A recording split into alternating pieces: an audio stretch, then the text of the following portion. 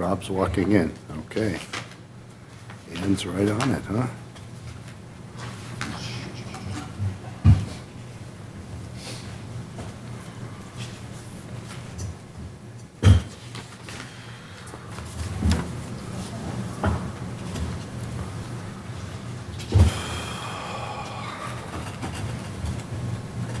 Now we get their cameras from you.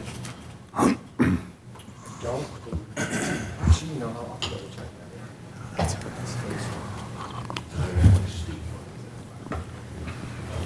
Are you going to the BBK box in front of that? Oh, wait. The Dodgers Yankees? BBK's a box?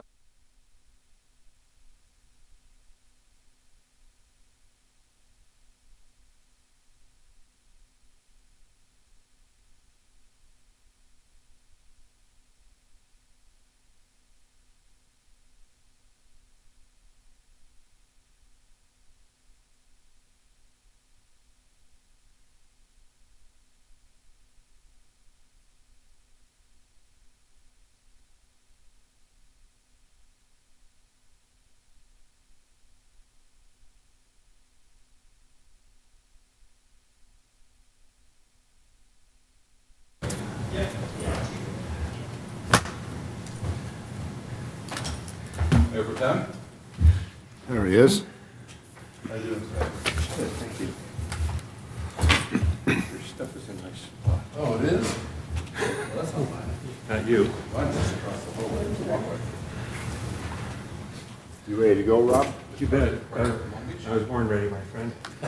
Okay.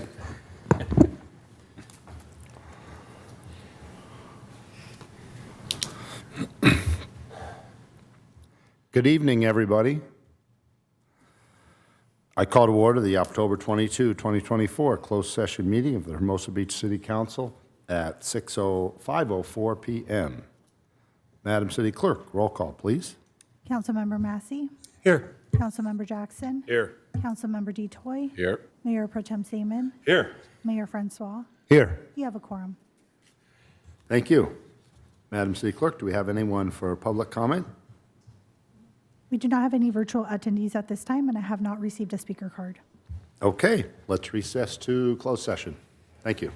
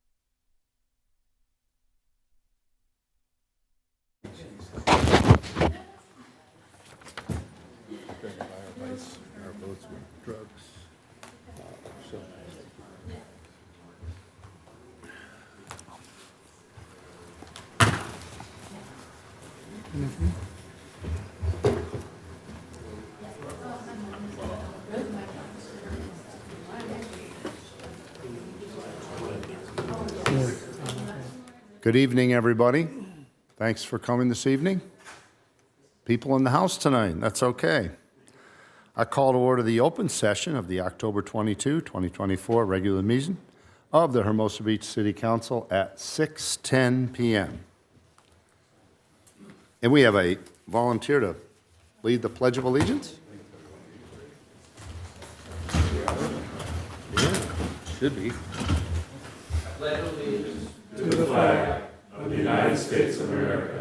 And to the republic for which it stands, one nation, under God, indivisible, with liberty and justice for all. Okay, Madam City Clerk, could we have the roll call? Councilmember Massey? Here. Councilmember Jackson? Here. Councilmember Detoy? Here. Mayor Pro Tem Seaman? Here. Mayor Francois? Here. You have a quorum. Thank you. Mr. City Attorney, please provide the closed session report. Thank you very much, Mr. Mayor. The City Council called this meeting to order in these chambers at 5:04 p.m.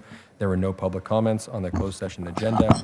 The City Council then recessed to closed session pursuant to the items listed on the agenda, and no reportable action was taken. Thank you, Mr. Mayor. Thank you. What's up next on our agenda? Next, we have item 9, announcements, upcoming city events. Okay, I got a few, and then I'll lead it off to my colleagues.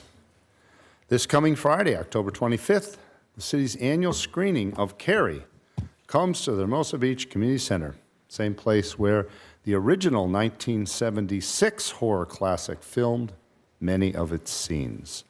This year's event is slated to be full of 70s prom fun, including a party with live music, refreshments, photo opportunities at original film locations.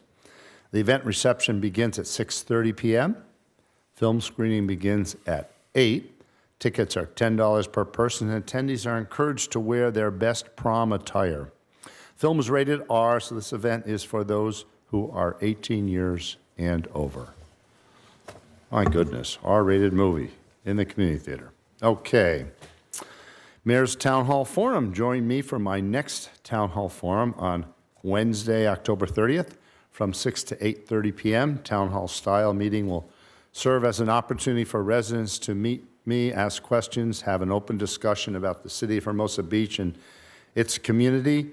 RSVP for the Town Hall Forum is optional, but if you'd like to, you can email me at dfrancois@hermosabeach.gov directly with RSVP October 30th in the subject line.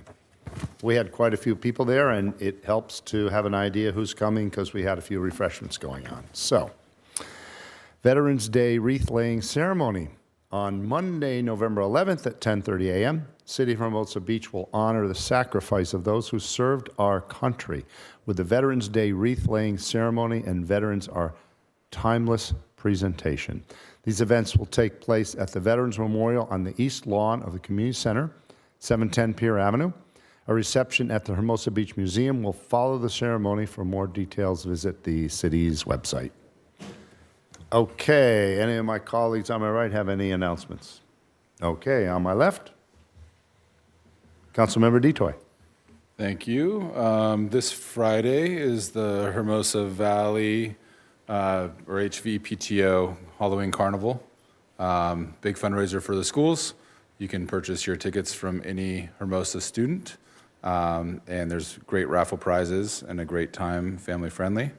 And I don't know if I'm stealing acting Madam City Manager's report about the event on Halloween. Are you going to mention that? I'll let you have that one. Thank you, Mr. Mayor. Thank you. Anyone else? Okay. Next, we have the approval of the agenda. Anyone wanting to change the agenda at all or pull any consent calendar items? Motion approved, Mr. Mayor. I'd like to pull I withdraw that motion. 15I, which is the long-term agreement for the AVP Junior National Championships. Mr. Mayor, move that we approve the agenda, noting 15I is bold. Second. Okay, we have a motion and a second.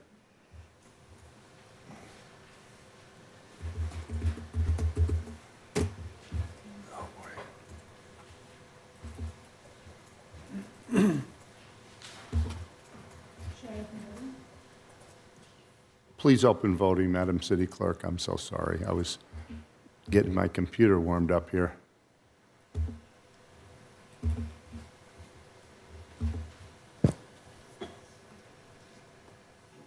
Okay, the results are on the screen. Please announce the results. Motion carries unanimously. Thank you. Okay, what do we have next on our agenda here? Next, we have item 11, proclamations presentations. Item 11A, recognizing Youth Substance Use Prevention Month. Okay, thank you. I believe we have Beach City's Health District Board Member Jane Deal and Alcove Youth Student Kennedy Hasty to podium to speak about our youth substance use prevention. Welcome this evening. Welcome, Mayor and Councilman. Since 2016, Beach City's Health District has identified substance use and mental health as a health priority, which contributed to the development of the Beach City's Partnership for Youth Coalition. Last year, President Biden issued a proclamation designating October as National Youth Substance Use Prevention Month to emphasize his administration's support of drug-free communities, coalitions like our own. The Beach City's Partnership for Youth Coalition collaborates with more than 200 local partners to improve youth mental health and reduce substance use, and is made up of 5 working groups. I'd like to introduce Kennedy Hasty, who is a Redondo Beach student but went to school her elementary days in Hermosa Beach, and a member of the Beach City's Youth Advisory Council, the youth-led work group focusing on promoting the health and well-being of their peers. She brought you all naloxone kits, so if you find a small, yes, that is what those are, and she'll explain that to you. Welcome. Good evening. My name is Kennedy Hasty, and I'm currently a member on the Beach City's Youth Advisory Council. As a member of this group, I've had the opportunity to bring awareness to the dangers of youth substance use, not only to my peers, but to teachers, parents, and various stakeholders in the community like yourselves. I'm proud to be a part of this action-oriented group that offers recommendations as well as implements solutions to address the youth health issues. Recently, a group of my fellow advisory council members and I worked together to produce a naloxone training video that is now incorporated into every naloxone training presentation conducted by Beach City's Health District, as well as available online on YouTube for the masses. The goal of the video was to help understand the opioid crisis, recognize the signs of an overdose, administer naloxone, and help to support those who may be in an overdose until professional help can arrive. The Coalition's efforts to address the youth substance abuse and increase awareness the dangers around illicitly manufactured fentanyl extends beyond this video. Beach City students are being provided critical information through school assemblies that help us make smart and healthy choices about substance use. The same information being shared with students has been brought to adults during our parent education nights, titled What I Wish My Parents Knew: The Dangers of Youth Substance Use and Fentanyl. These events include a screening of the fentanyl documentary, Come Back Home, followed by a panel discussion with young people from a local recovery program in the Beach Cities. As of last night, the Coalition has hosted 3 of these events in the Beach Cities middle schools, including Hermosa Valley. Attendees had the option to take home an overdose prevention kit that contains life-saving opioid overdose reversal medication, naloxone intranasal spray, and fentanyl test strips. As a recipient of the California Department of Healthcare Services Naloxone Distribution Project, Beach City's Health District can supplement prevention efforts by distributing these kits that are also available to the public at Alcove Beach Cities in Redondo Beach. Thank you for your continued support in ensuring the health and wellness of our Beach Cities youth. Thank you very much. We have a proclamation here. I'm going to read it off and then present it to you.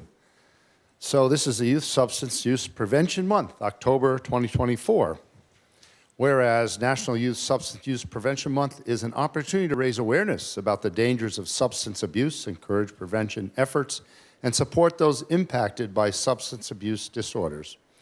And the health and well-being of youth are utmost importance. Early substance use increases the likelihood of future physical behavior, social, and health issues. Substance abuse disorders amongst adolescents have long-term adverse health effects, but can be mitigated with efficient prevention and treatment.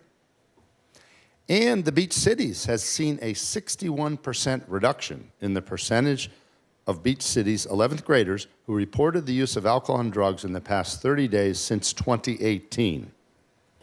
By working together, we can reduce the stigma associated with substance abuse disorders and create a supportive environment that encourages prevention and recovery. Now, therefore, I, Dean Francois, Mayor of the City of Hermosa Beach, do hereby recognize October 2024 as Youth Substance Use Prevention Month. City of Hermosa Beach, in partnership with the Beach Cities Health Districts, school and community partners, are dedicated to creating an environment that fosters healthy choices, supports education on substance use prevention, and promotes resources for those in need throughout the activities of the Beach Cities Partnership Youth Coalition. Okay, dated today, October 22. I guess if someone wants to take a picture, come on up here. Why not? Okay, there we are.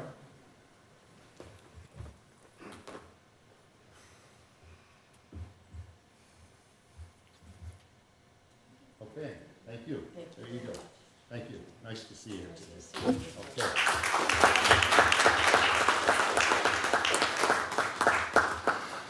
Okay, we have one more proclamation, which I'm going to read from up here.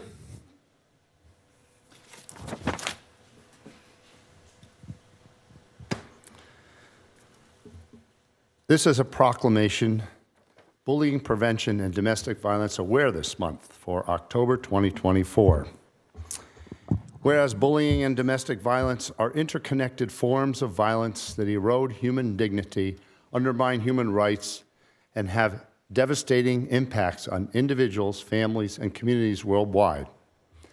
And bullying can lead to long-term physical and emotional harm, social isolation, and decreased self-esteem, while domestic violence perpetuates cycles of fear, trauma, and control, disproportionately affecting vulnerable populations. And both bullying and domestic violence are rooted in power imbalances and harmful social norms, necessitating collective action to challenge and transform these dynamics. And whereas promoting kindness, empathy, and respect is crucial in preventing bullying and domestic violence, fostering healthy relationships, and upholding human rights. Now, therefore, I, Dean Francois, Mayor of the City of Hermosa Beach, do hereby recognize October 2024 as National Bullying Prevention Month and National Domestic Violence Awareness Month. I encourage all citizens and community organizations to promote kindness, service, and open, respectful dialogue, reject bullying, hate speech, and harmful rhetoric, support peaceful resolutions, advocate for policies and programs addressing bullying and domestic violence, empower survivors, witnesses, and bystanders to take action, and foster inclusive, equitable environments where all individuals thrive. By standing together against bullying and domestic violence, we reaffirm Hermosa Beach's commitment to protecting human dignity, promoting human rights, and cultivating a culture of compassion, empathy, and peace. Dated October 22, 2024. Okay. Thank you very much. What's next on our agenda, Madam City Clerk? Item 12, City Manager Report. Okay, welcome, Madam Assistant Deputy City Manager. Not Assistant, Deputy. There we are. Thank you, Mr. Mayor. Hello, everyone, and good evening. Thank you all for joining us tonight's council meeting and for allowing me to provide a few updates on local events and city initiatives.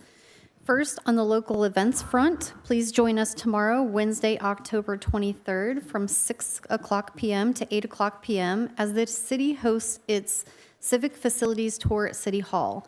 All members of the community are welcome to attend and participate in this interactive in-person event. Attendees will tour key city buildings, including City Hall, to learn more about their current conditions.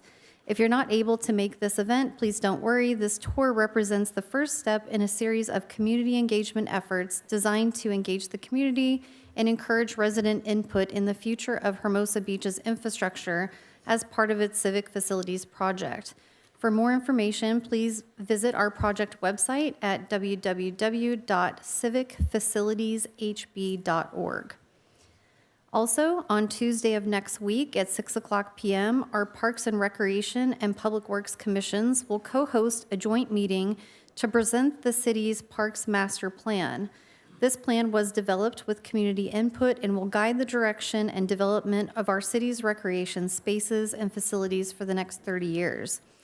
The meeting agenda with participation details will be posted on the city's Agenda, Minutes, and Videos webpage at least 72 hours in advance, and members of the public are welcome and encouraged to attend. Next, to celebrate Halloween, the city will host a trunk or treat and early voting event on Thursday, October 31st. The event will be held in the City Hall parking lot and will feature a mobile vote center from 11 a.m. to 4 p.m. and a trunk or treat event from 2:00 p.m. to 4:00 p.m. City staff and local nonprofits will be on hand decorating vehicles and offering candy and games so that kids can go from car to car collecting treats. We look forward to seeing early voters and costume-wearing trick-or-treaters join us for family fun at this local community event. A friendly reminder that electioneering is not permitted within 100 feet of the mobile vote center, and any questions about this event can be directed to our city clerk's office.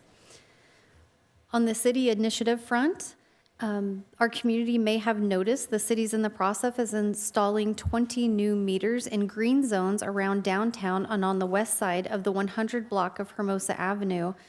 These meters, introduced in line with the previous city council ordinance to improve local parking access, will benefit local businesses by ensuring fair and efficient use of the city's limited parking resources. The city's green zones were originally implemented to allow quick visits and customer pickup of items in some of our most popular commercial areas. The new green zone meters seek to ensure that these spaces remain readily available by limiting parking to 24 minutes per session from 10 a.m. to 8 p.m. and 2 to 3 hours from 8 p.m. to 2 a.m. depending on the posted limit. Additional information, including pricing and a map of these new meters, is available on the city's website public parking page.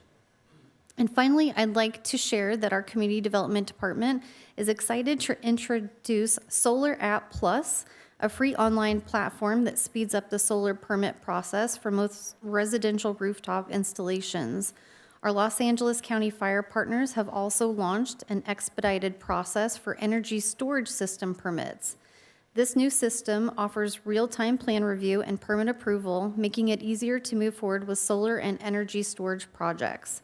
To learn more about Solar App or the county's expedited permit system and how they help contribute to our city's clean energy goals, please visit our city's website.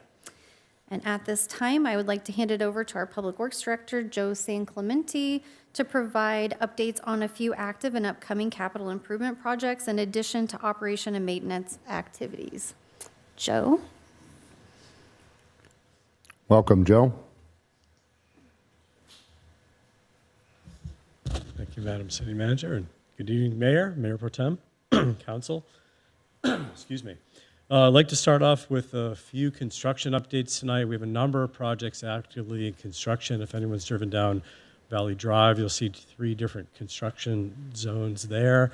To begin, I'd like to start off with Clark Building. Just highlight a small update with that tonight. We started on the 7th.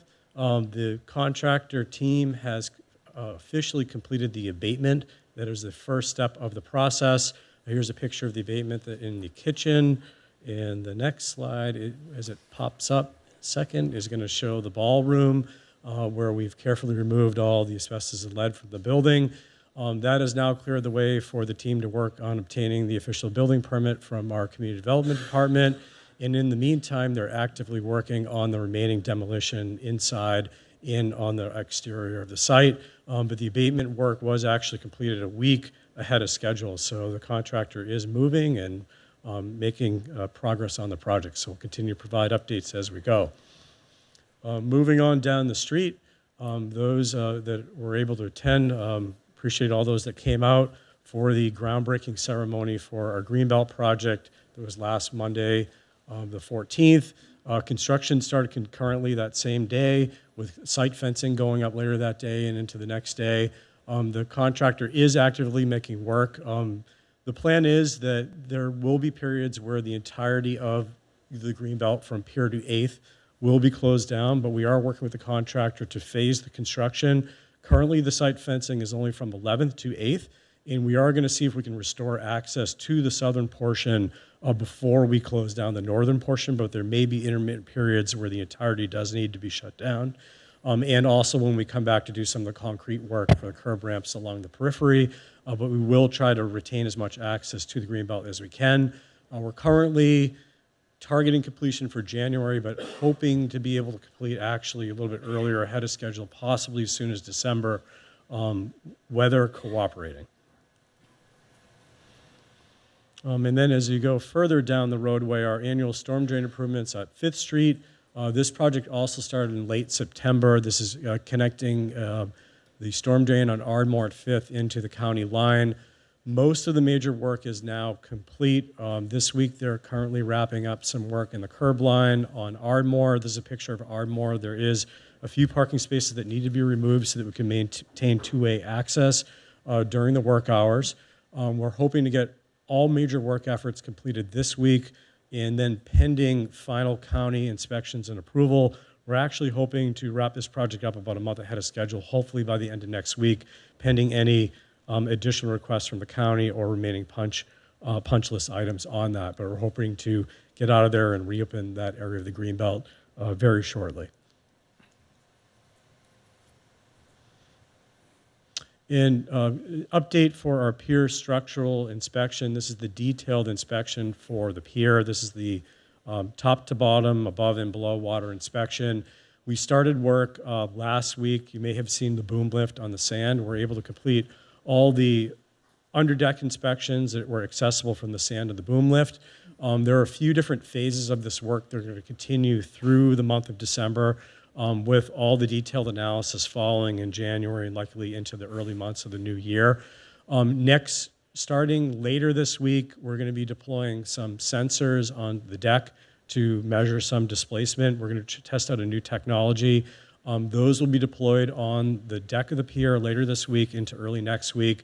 There will be no major impact other than closures of that small area, but access will remain open for the pier. On Friday, we're going to be deploying a towable scaffolding rig, as shown in the picture on the right.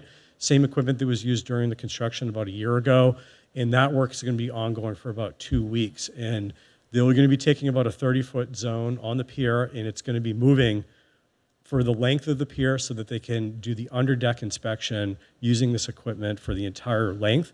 We'll maintain about a 6 to 8 foot wide path around it, so the pier will remain open, and we'll have a moving work zone throughout.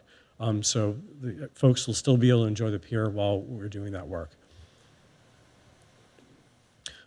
Highlight again the Parks Master Plan. As City Manager Crespi had mentioned earlier, Tuesday evening, I just want to highlight again, we hope that folks will come out for the joint meeting to discuss the findings in the draft report. And a few other CIP updates I want to just quickly highlight without going into a lot of detail. We have a lot of things in motion and coming soon. Our CDBG sidewalk improvement project, we're having a pre-construction meeting on the 28th. This is going to replace curb ramps and sidewalk panels on Valley Drive and Monterey Boulevard select locations. We're working to coordinate all the projects on Valley Drive to try to minimize pedestrian impacts to the greatest extent possible. Some of the curb ramps are going to be done on the ones out in front of City Hall, so we're trying to make sure that there is pedestrian access. We're trying to see if we can delay some of that work until we restore some of the access on the Greenbelt, but we're working with all the different contractor teams to try to coordinate all that work. We have a couple projects that are out for construction advertisement. Lot D bids are due on the 29th. Lot C elevator refurbishment. This isn't the full structure repair. This is the elevator refurbishment. Those bids are coming due on the 31st.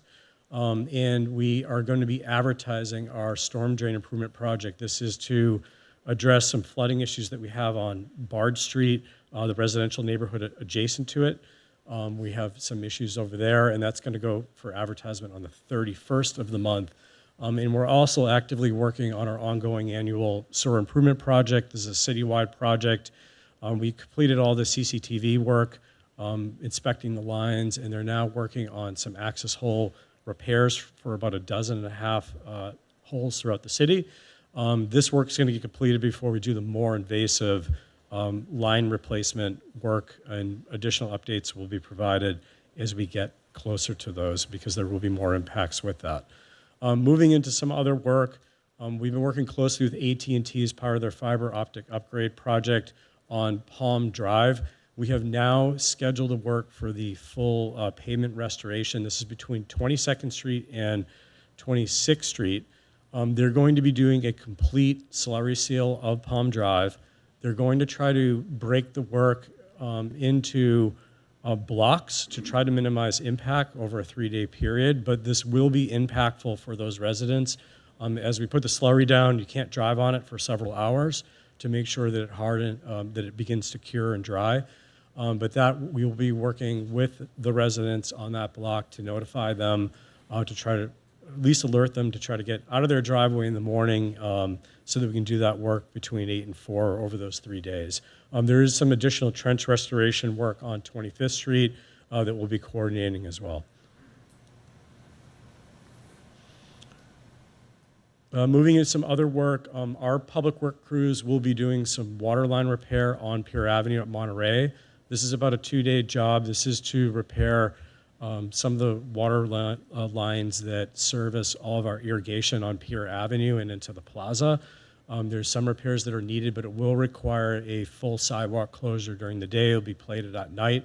So some intermittent impacts at that northwest corner at Pier Avenue, Monterey, with pedestrian detours in place. We also have a second water line repair that Public Works crews will be undertaking to address some irrigation issues on Aviation Boulevard. This will be in the eastbound travel lane at Ocean Drive. We expect it to take about a day and a half, so we will have to do a lane closure, but we're going to try to retain pedestrian access around that for that work. That's October 29 and 30. And then finally, we do have a scheduled tree removal, a large unhealthy tree in the Greenbelt near 6th Street that is slated for removal. The tree is beyond being saved at this point. And out of the abundance of caution, we will have to do a full road closure on Ardmore to properly facilitate that work. The Greenbelt will remain open, but we will have to have vehicle and pedestrian detour around that 1-block location that's scheduled for the 30th. And that concludes my update for the evening, and I'm happy to answer any questions you might have. Thank you very much. Any of my colleagues have any questions? Councilmember Detoy. Thank you. Joe, how's the Cal Water project on the south side coming along? On schedule, or? There's a block on the southern limits of town that is taking a little bit longer than anticipated. I think it has been extended a week or two at that location, but we've been trying to work closely with them and address any issues that come up for it, but it is taking a little bit longer. Okay, perfect. Thank you. Yeah. Thank you. Anyone else? Okay. Thank you very much. Thank you. Okay, thank you, Joe. And with that, we'd like to turn things over to Lieutenant Galia, who will provide an update for the police department.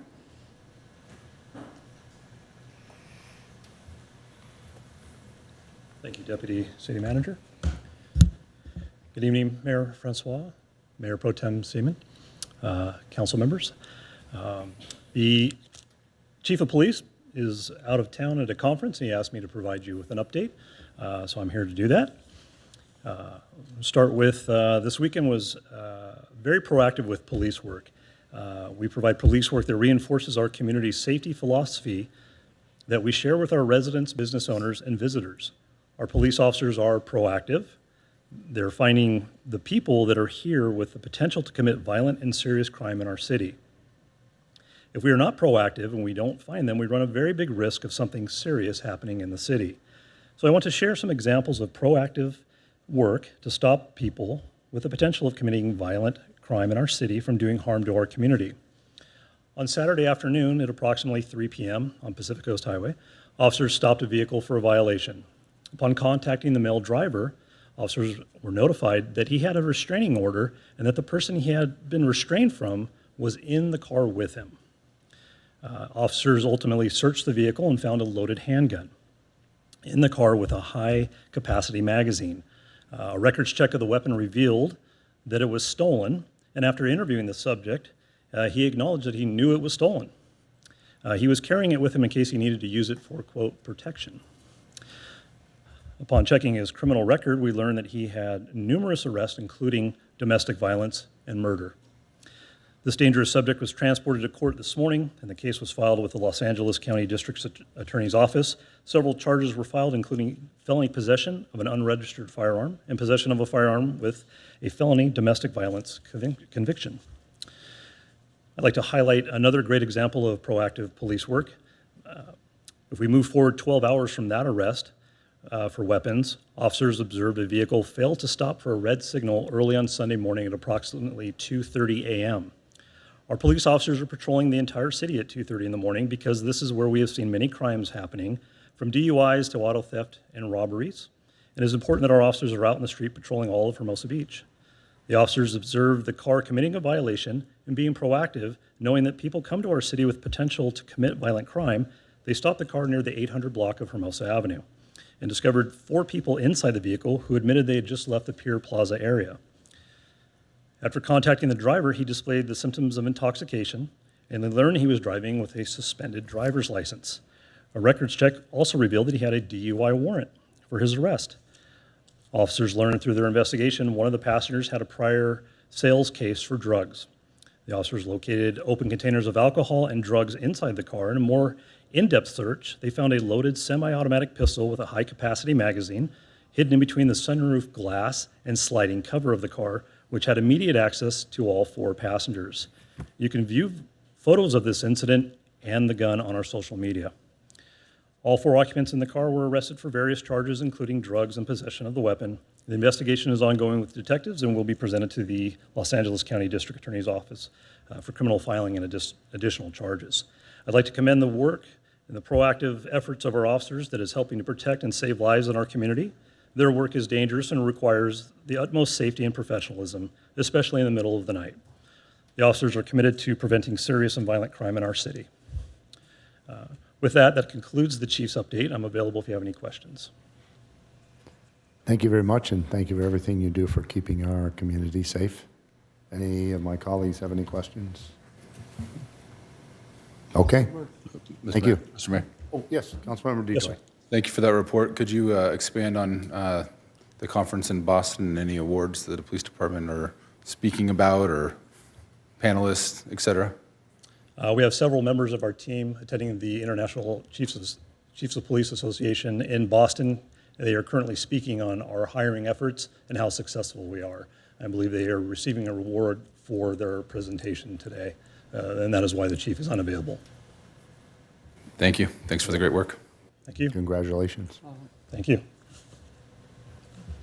Councilmember Massey, no? Okay.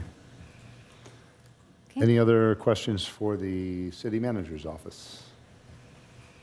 Okay, and thank you for mentioning the green zones meter installations. We brought it up briefly 2 weeks ago. Do you have an idea how many meters that we have increased on that program? The total installation will be 20 meters. Oh, 20. And it's still ongoing? It's still ongoing right Okay. now. Thank you. Madam City Clerk. Next, we have item 13, public comment. This is a time for members of the public to address the city council on items on and not on the agenda, but within the council's jurisdiction.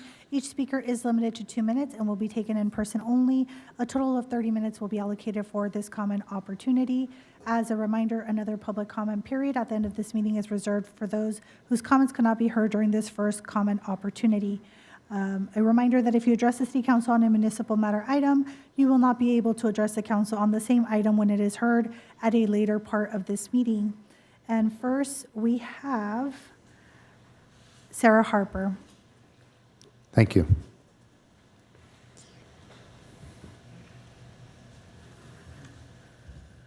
Good evening, Mayor, City Council, and residents of Hermosa Beach. I'm here with some announcements of upcoming library events.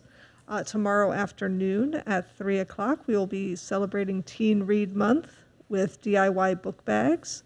So for our teens ages 13 to 17, they're invited to come and decorate a canvas tote bag to celebrate their love of books and reading, and to use that to carry their books home.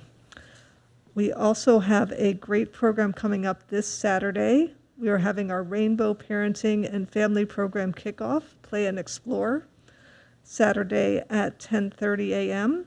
Join us for a morning of play, curiosity, and creativity to kick off a quarterly series of programs that strive to build community and create a safe space for LGBTQ+ families in the library. Meet other local families, share experiences, inspire and encourage each other. This program is part of our Smart Start at the Library program, LA County Library's collection of programs and services for early learners ages 0 to 5 and their caregivers.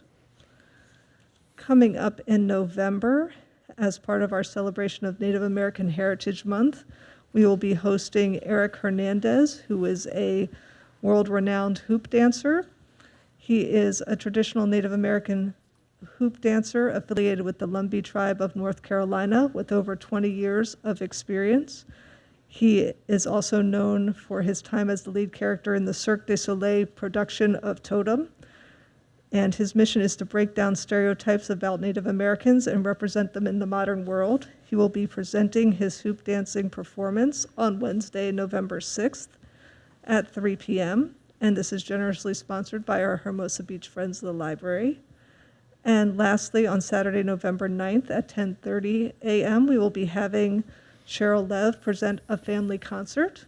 This is especially for our families with children aged 0 to 5. Thank you. Thank you very much. Next, we have Steve Collins.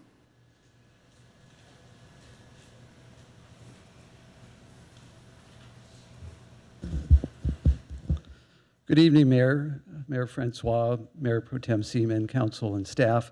My name is Steve Collins. I'm part owner of Hermosa Cyclery. In June, you passed some ordinances to encourage e-bike safety, one of which was an e-bike geofencing ordinance that would require all of the rental companies in Hermosa Beach, if they had an e-bike rental fleet, to geofence their equipment so that if the bikes rode onto the strand, they would turn off the motor automatically, and when you leave the strand, they would come on. So in August, we added a fleet to our fleet of bikes, a fleet of e-bikes, all of which, of course, were geofenced. So the next step was to try to explain to our customers just how that worked, because they can't be surprised. So we explained to them that they can ride e-bikes with the motor on through the 22-mile bike path, and except for the path in Hermosa Beach, which is actually a pedestrian walkway combined with a bikeway, so motors are not safe to have on. We explained to them that when they get on the bike at our shop, that it's a short, beautiful 6-minute pedal to either end of the strand where the bike path and the walkway split into a dedicated bikeway, and the motor automatically turns back on. So we were pleasantly surprised when we explained this to our customers that they liked the idea and were supportive. We didn't know what to expect. They thought it was a great idea that people would make the effort, including our store and our council and the city staff, to protect public safety and to come up with a way of turning the motors off where they ought to be off. And I just wanted to thank the city council for your support of that law that you passed, and the city staff for vetting it. And it's working wonderfully, and thank you. Thank you very much. Next, we have Steve Creasy. Good evening, Mayor and City Council members. My name is Steve Creasy. I'm the acting chairman of the Hermosa Beach Veterans Memorial. This year, we celebrate our 35th anniversary. 30, pardon me, Mike. I brought Mike along to keep me straight. Our 30th anniversary. And we want to invite the public to please join us on Monday, November 11th, Veterans Day, at 10:30 a.m. We're going to have quite a nice ceremony this year. With me is Mike Flaherty and J.R. Ravisky, and we are all original members of the committee, and some of the last standing members of the committee, I should say. Oh. At any rate, we have a nice program planned. We have several color guards involved. We have a guest speaker who's going to be very dynamite. We have some musical additions to the program. I think you're going to enjoy it. And we have our fingers crossed because we may just get a flyover that we're working on. I can't say more about what it is yet, but once I know for sure, I'm going to be sure the police department is aware. So Mike has a commemorative pin that he's going to pass out to the council members and our administrative staff. And any member of the public who comes to our event is going to get a pin as long as our supplies last. I think we have enough to cover. So we sure hope to see you on Monday, November 11th, Veterans Day. I would like to point out to the public that Veterans Day is a day that we celebrate veterans. We celebrate the fact that less than 1% of our population serves in our military. And it's a day of celebration, although it is also a day of reflection. Memorial Day is more of a day of reflection, as you know. So we hope to see you out there, and, well, that's all we have. Thank you, guys. Thank you very much. Thanks, We also Golfer. want to thank the city of Hermosa and the staff, and particularly Brian has helped us through this. This is our 30th year. The Parks and Recreation at the Community Resources Department has been extremely helpful. The city council over these years has been so too. So we thank you all for doing this. And we are pleased to thank the mayor, who's going to say a few words on Veterans Day. And our MC is none other than retired Colonel Raymond Jackson. So thank you. Thank you very much. Yeah, I'm just a fact checker, so. Fact checking. You did okay. Fact check it. Okay. Next, we have Nancy Schopak.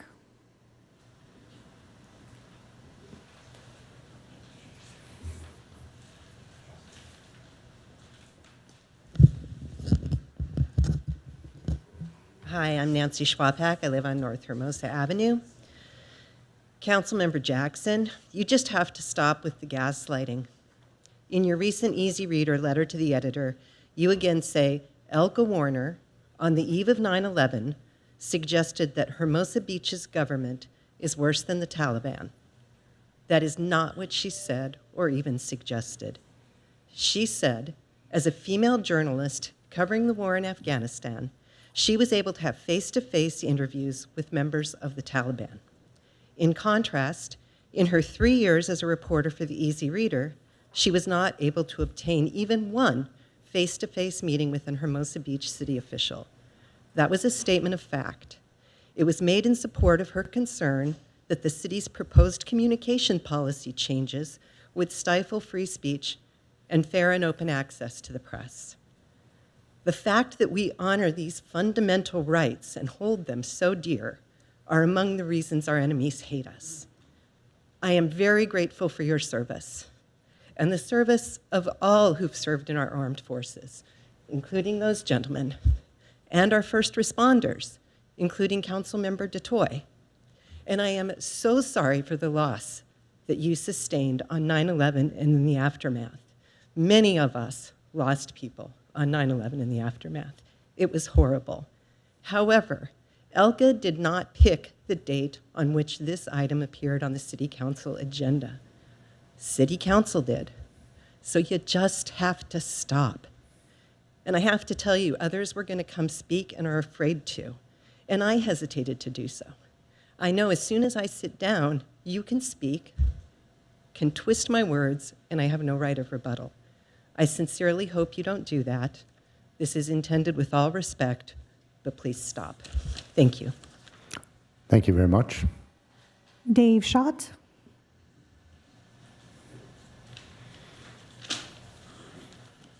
By the way, before you begin, are there multiple cards that have turned in Yeah. for you? Yeah. How many do you have? There's three of us. 3? Yep. Is it possible, Madam City Clerk, if you prefer, we could give you 6 minutes and then you can just decide who to speak, or do you want to just go Sure, 2, 2, and 2? That's fine with me. Can I that be think we'll take done? it all up, but- Okay, yeah, let's go ahead with that, and then you can, whenever you're finished, you can go to the next and do it Great. how Thanks. any way you want. Thanks. Thank you, Mr. Mayor, Sure. Mr. Pro Tem, council members. My name's Dave Schott. I'm the current president of Hermosa Beach Little League. I've been with the league for over 8 years, and one of the reasons I've been there so long is it's a special place. Sense of community, camaraderie, it's really the best place for baseball in the South Bay. We call it Clark Magic. We have over 450 kids that play in our league every year, and community is down there all the time. It's the hub. It's the hub of Hermosa, especially during the spring months when baseball's going on. It's a Clark experience that we're looking to improve and build upon and make it even more amazing than it already is. And with that, I'm going to let Jim Fasola, who's a board member with us. Hello, council members, mayor. I'm Jim Fasola, and I wear several hats here, but one is I'm on the board of directors with Hermosa Beach Little League. There are things at Clark Field that we see that we'd like to see improved. It's a great place. Clark Field is terrific. I'm not complaining, but there are things we'd like to see improved that we see would enhance the experience for people visiting the field, for using the park even when it's not baseball season, and just basically make the atmosphere even better than it is now. This all started when we, about 3 years ago, when we wanted to get girls softball back into Clark Field because they haven't been there for about 4 years. That was the germination of this, the list of things that we're working on. So we're working with Public Works and the Parks Department, and we'll be taking part in the joint Parks Master Plan meeting next week. And just wanted to let you know that we're working with them, and I hope we see you again when this project is moved a little further along. That's it. Thank you. Hey, everybody. Yeah, this project that we're really excited about, that we're moving through the proper channels and look forward to you all reviewing it at some point.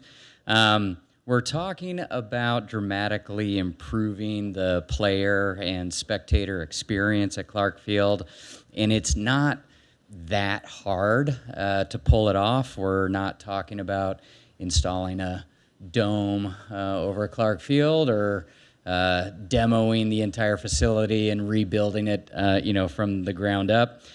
We want to move home plate back 13 feet, which would yield about 2,500 square feet of new grass at Clark Field, which would improve the facility for AYSO in the fall.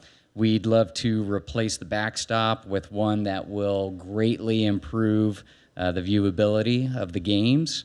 We'd like to turf the dirt infield for player safety, improved aesthetics, and way easier maintenance.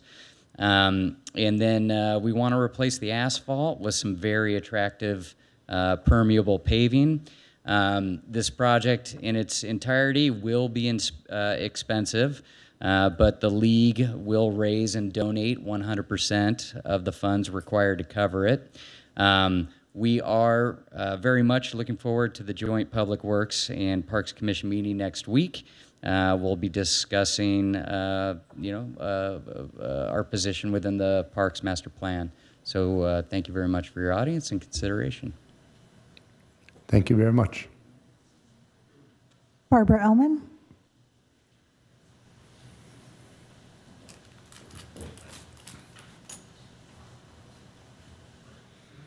Good evening. I am here as a Parks and Rec Commissioner and wanted to thank Hermosa Beach Little League for their efforts of trying to help us with our infrastructure, and look forward to working with them next week and any of you that want to come to our fabulous meeting. There is a lot of work to do, and I think that this is the start with the Parks Master Plan and giving us a roadmap. And again, I just want to thank them for coming up with some ideas on their own, and they'll share them with us next week. Thank you. Thank you. Michael B. Good evening, Mayor, City Council, staff.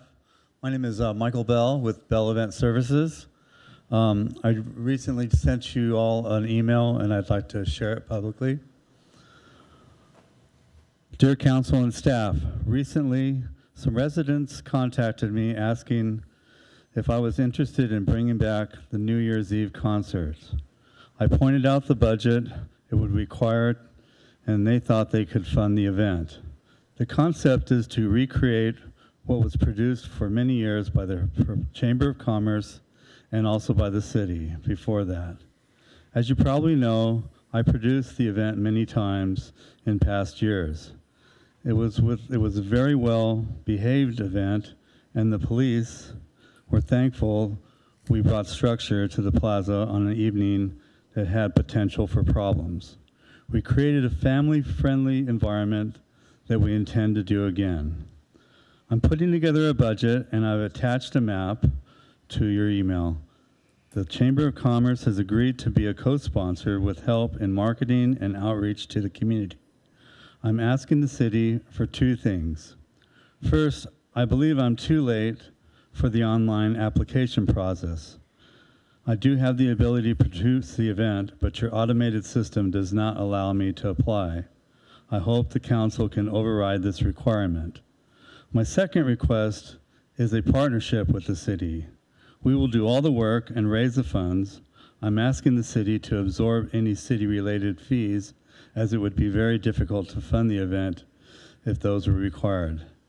This has been a great community event in the past, and we hope to make it an annual event moving forward. With your help, we can make it happen. Thank you for your consideration. Thank you very much.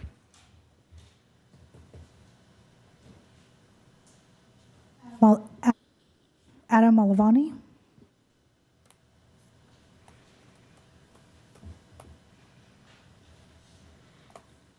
Good evening. Evening. Hello, everybody. You probably know what's coming.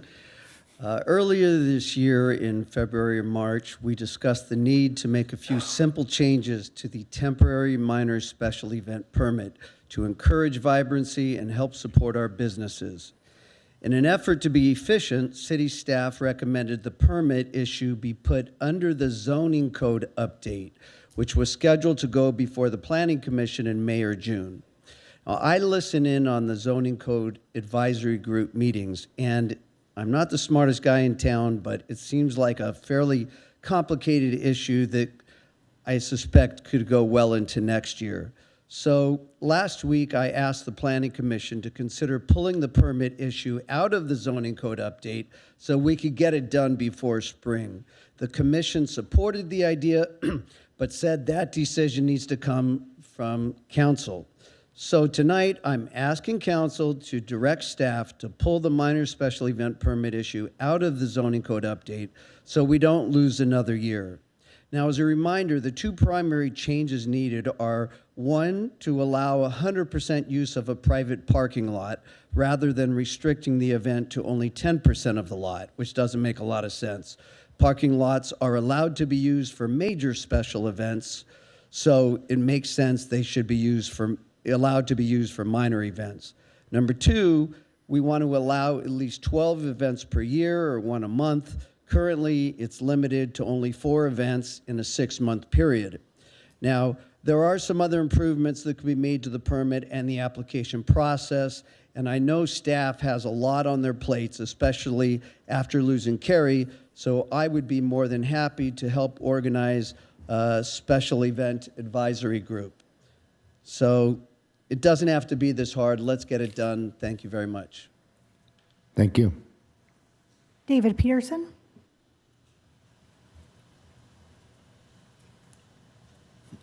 Good evening. Thank you. Good evening. I'm Dave Peterson. I'm often sitting up there on the dais as a planning commissioner and currently serving as chair, but today I'm here to speak as a candidate for Hermosa Beach City Treasurer and ask Hermosa residents for their vote. I do know that it is a long and consequential ballot. I appreciate the extra effort from voters. Taking a few extra minutes every 4 years to make an informed choice can make a difference for our city. I would like to remind everyone that I'm the only candidate that works full-time as a financial planner and investment advisor. The city and its investments will benefit over time from having this enhanced perspective. As well, I look forward to increasing our engagement with peers in other cities to learn and adopt their best practices. I also believe that serving in any elected or appointed city position means staying visible and accessible to residents and to fostering open dialogue with peers in other cities. Would my presence at any one city event increase our investment returns? Doubtful.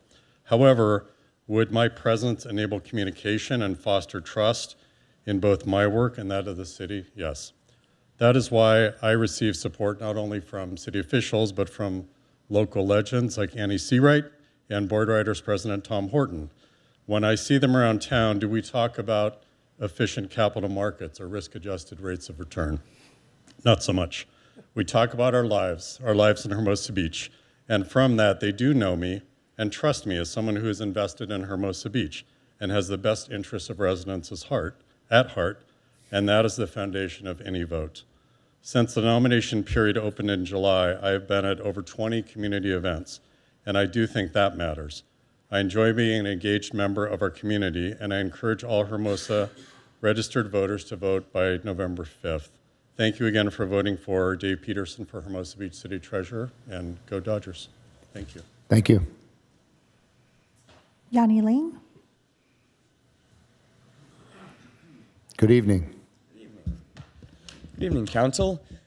My name is Yanni Lang, 47 years old, born and raised here in Hermosa Beach, and I'm running for City Council. My parents and brother live in town. My wife is a kindergarten teacher of 15 years at Hermosa View, and my 3 children go to our local schools. Little known fact, my dad is one of the better ping pong players at the 5-0 Club. I have proudly served as a city commissioner for the past 10 years. I've also dedicated a lot of time as a coach and as a Hermosa Valley Outdoor Edge chaperone. I am endorsed by several past and current Hermosa council members and school board members.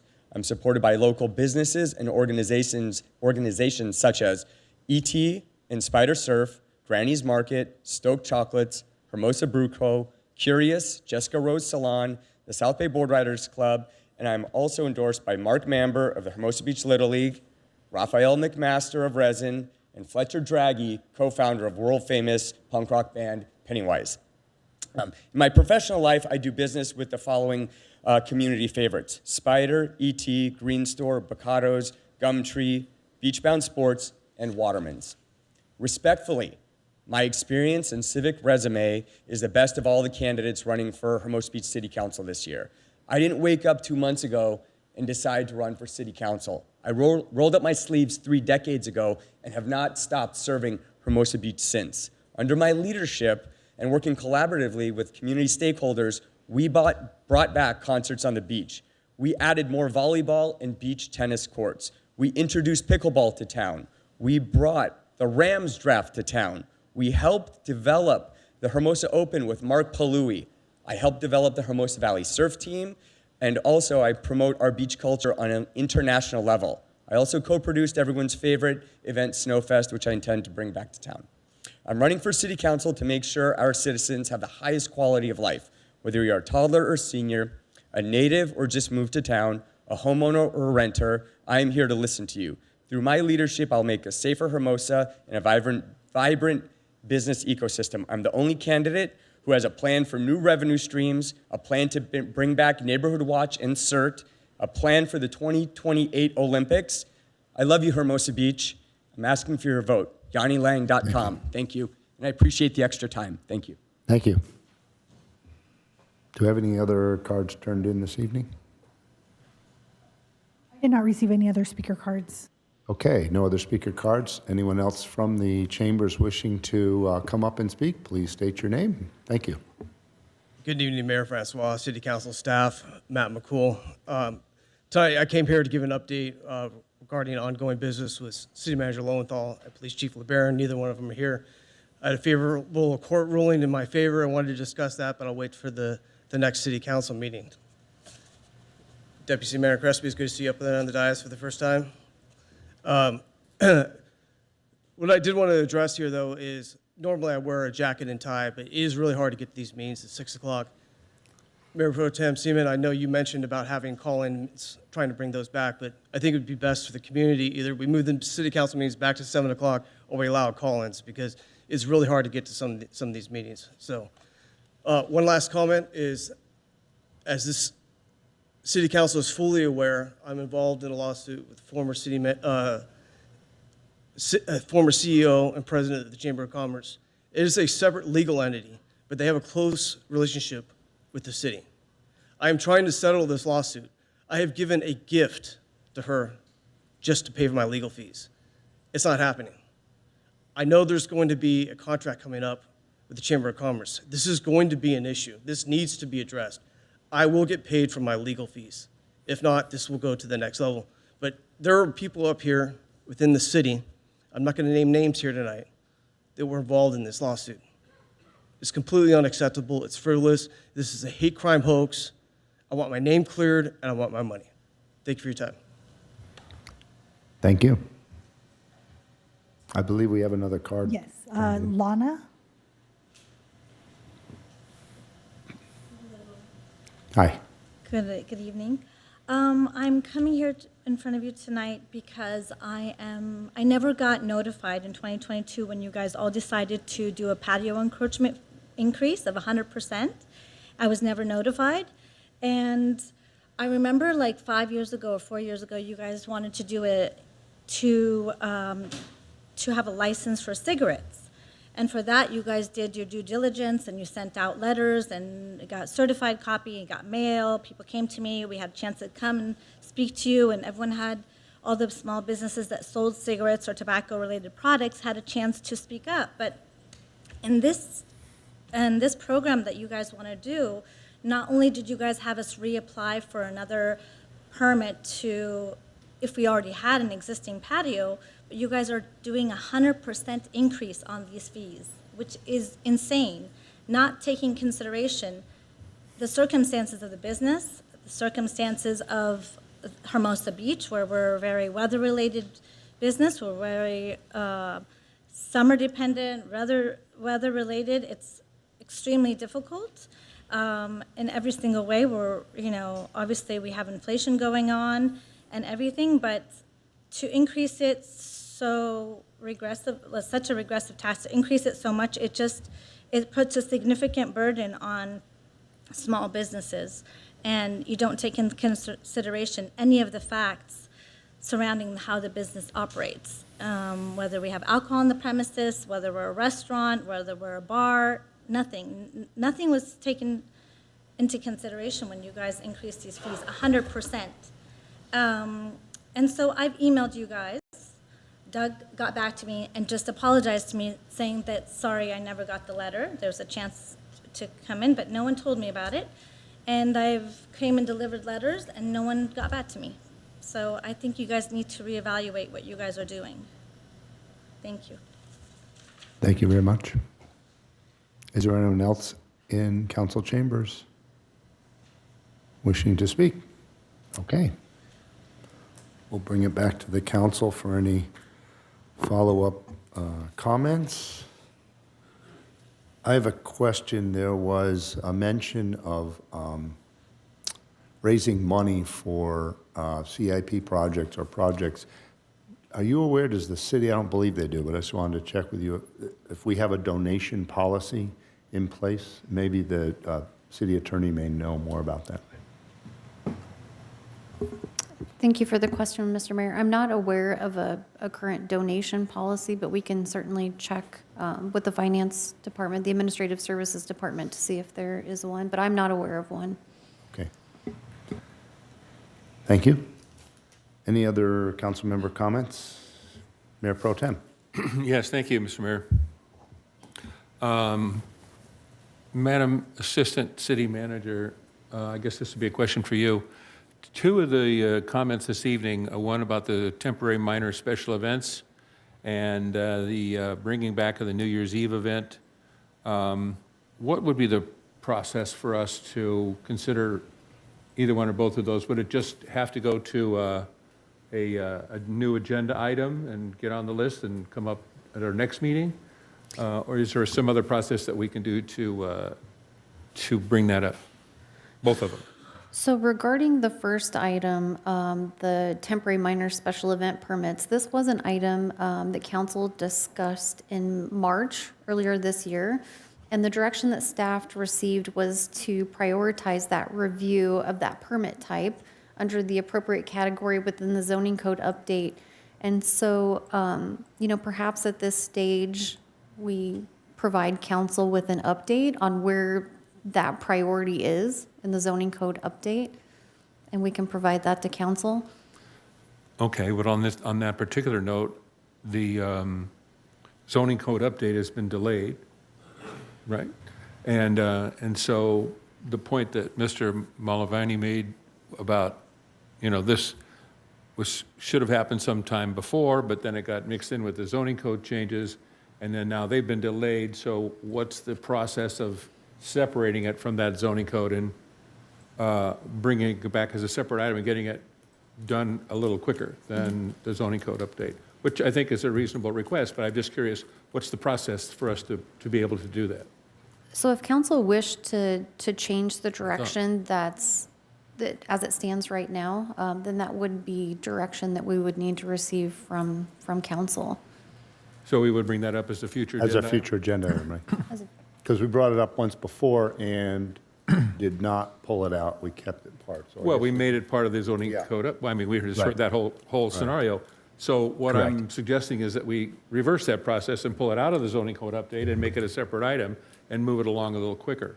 So would that simply just bring it up as a future agenda item?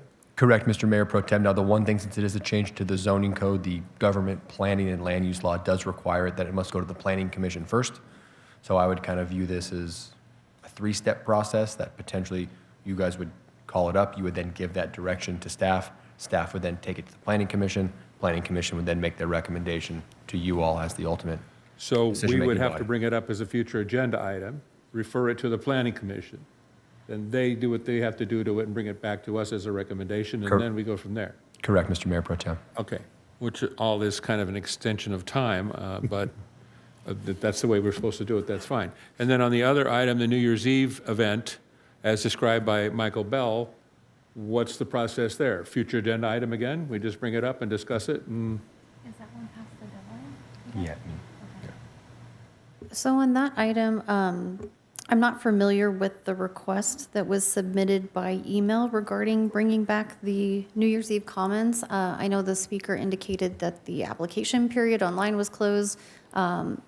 I'm not familiar if it's past the deadline at this point, but in other instances where items were past the deadline, I believe council has made a motion for a tentative future agenda item in those cases.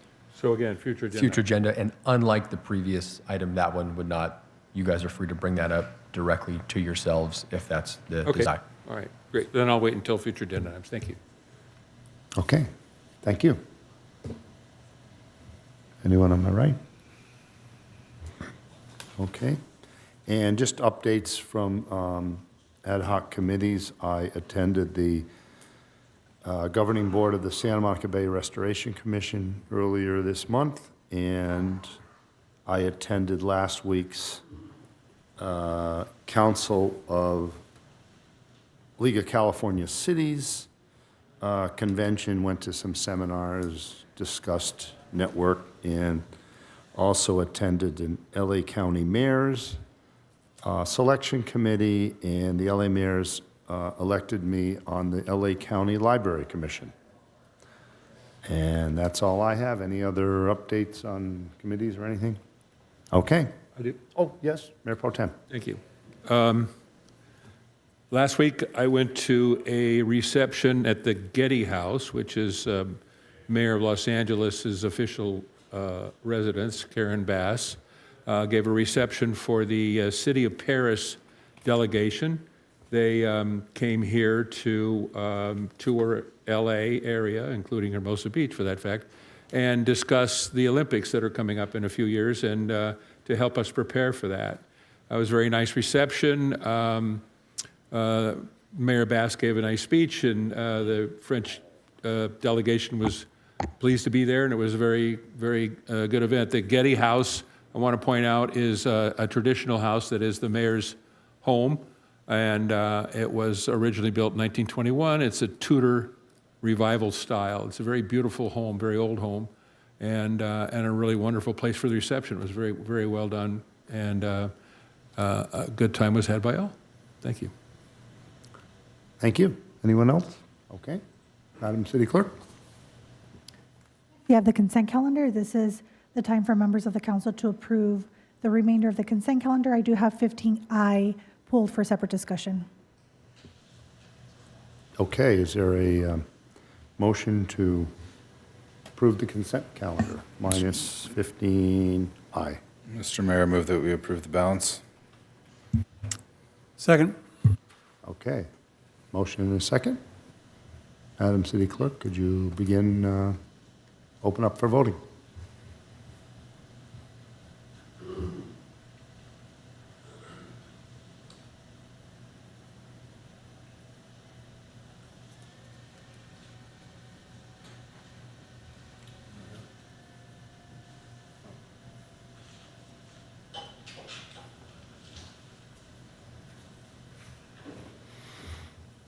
Okay, the results are up on the screen. Madam City Clerk, we have a tally.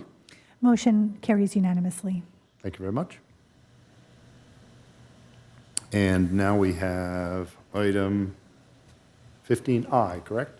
Yes, item 15I, approval of the commencement of special event long-term agreement negotiations with the Association of Volleyball Professionals for the AVP Junior National Championships. Thank you. Welcome. Good evening, Mayor, Mayor Pro Tem, and council members. Do you have, could you give us a brief synopsis of what transpired here? Certainly.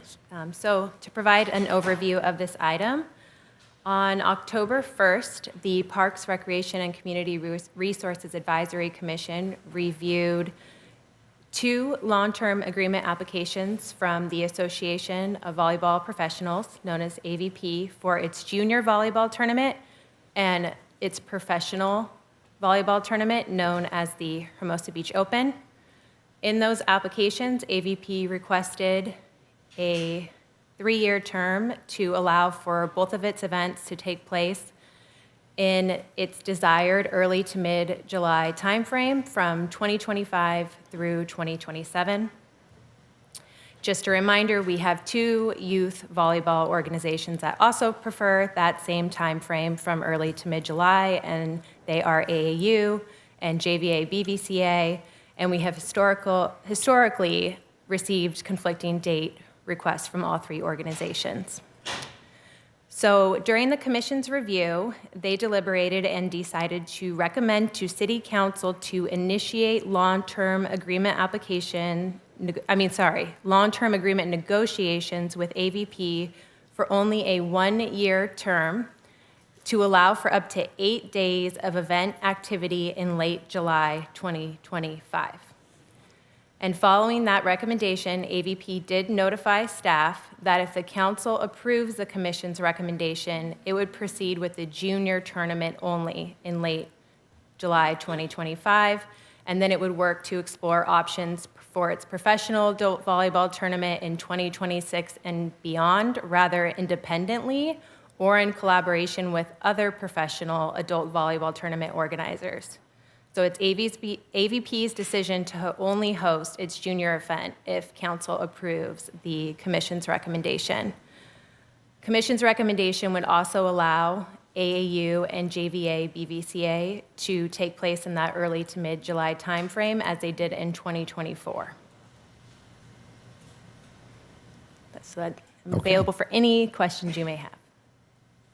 Thank you very much, and I did watch the commission meeting, and it was quite informative. A lot of good questions were asked. I know that you've gone around and around with this for essentially years. But originally we had worked out a 3-year cycle, and it was a rotation cycle. And I guess I realized that this isn't something the commission really wanted, something the city council did. And And then when we had the new open come in last year, we didn't renew the AVP's extension or the 1 year extra. So, so that's where we're here today, and the commission recommended that we give them the window of 8 days, and they can decide whether to do the pro, junior, both, or within the 8 days, right? And did they indicate at the time that 8 days wasn't, and was there some discussion that they really needed more than 8 days if they were going to do a pro tournament because of the setup and the amount of intensity that they wanted for the Hermosa pro tournament to be here?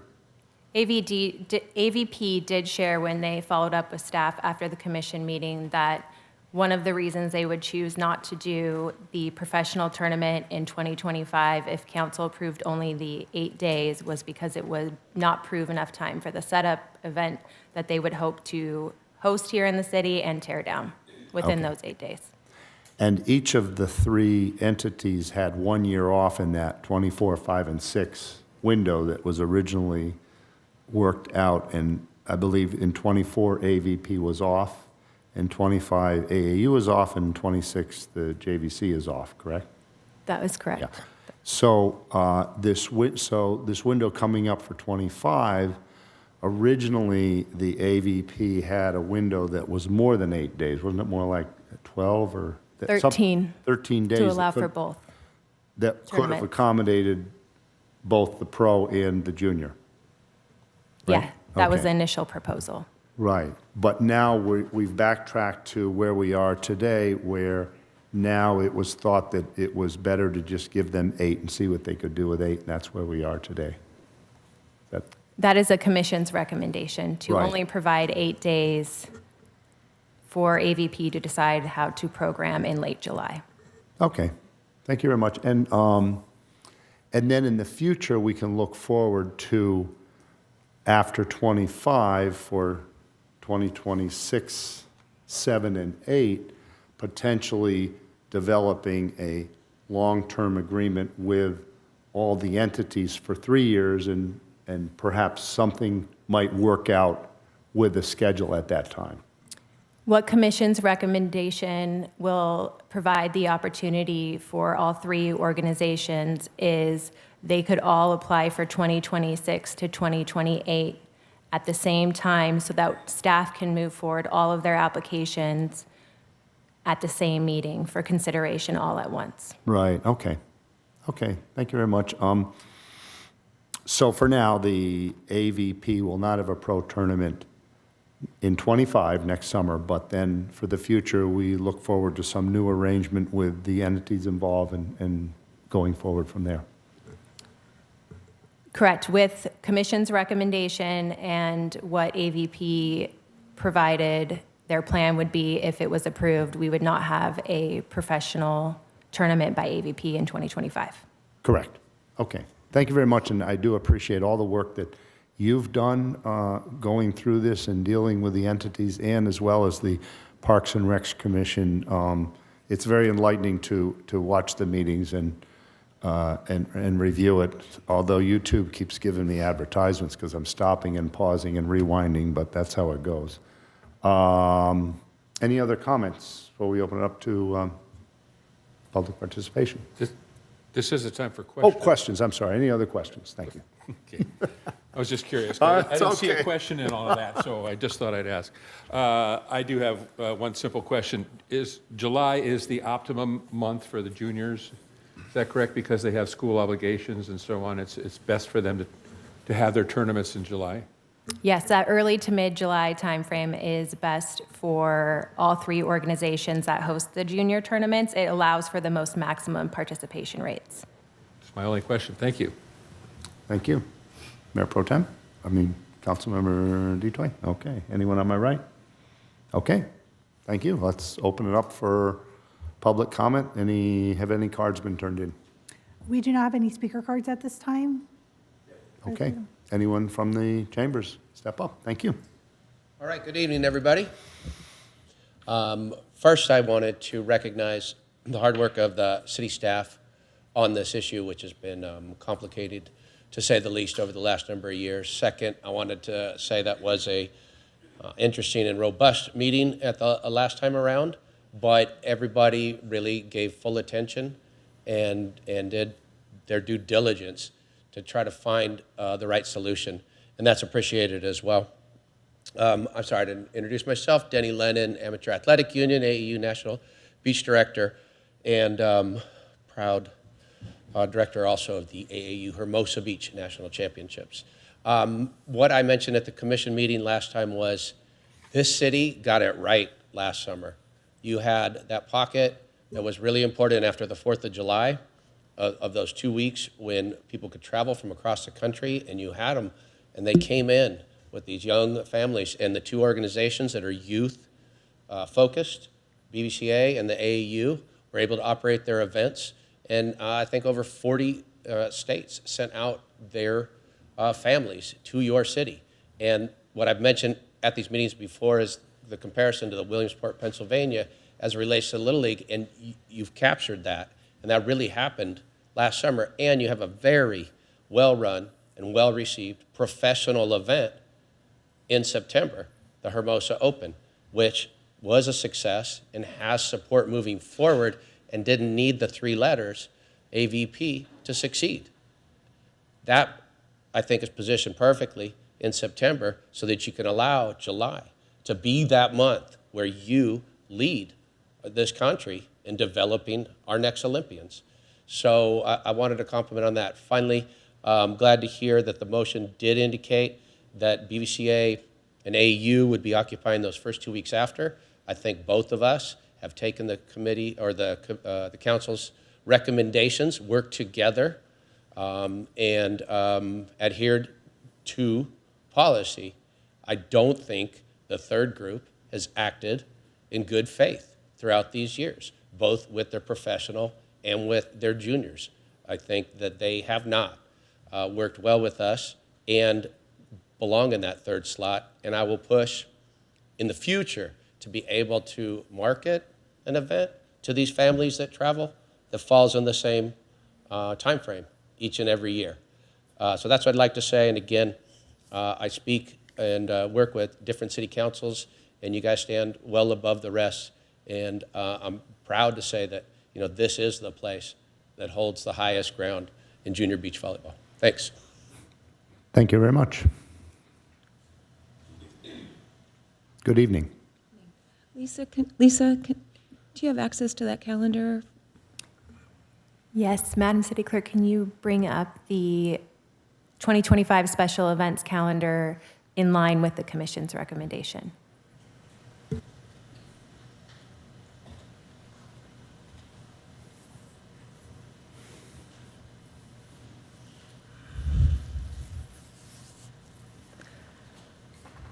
So here's the calendar for 2025. And as you can see, there's nothing else that can happen in July except volleyball.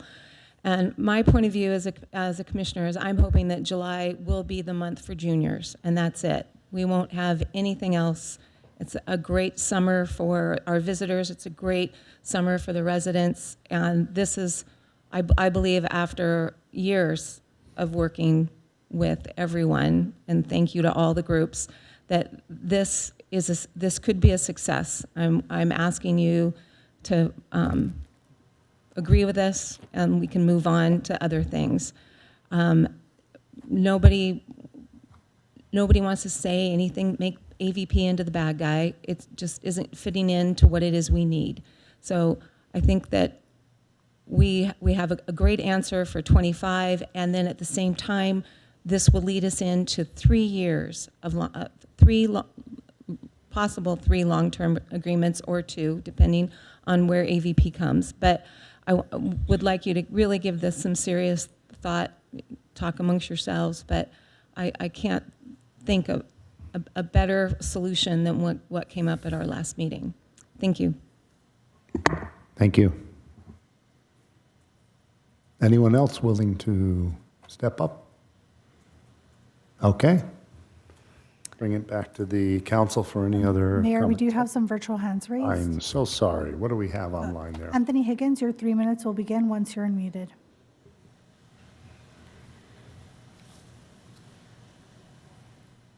Yeah, hello, hello, council members. One of the we obviously have a fairly full, if not extremely full, summer event schedule.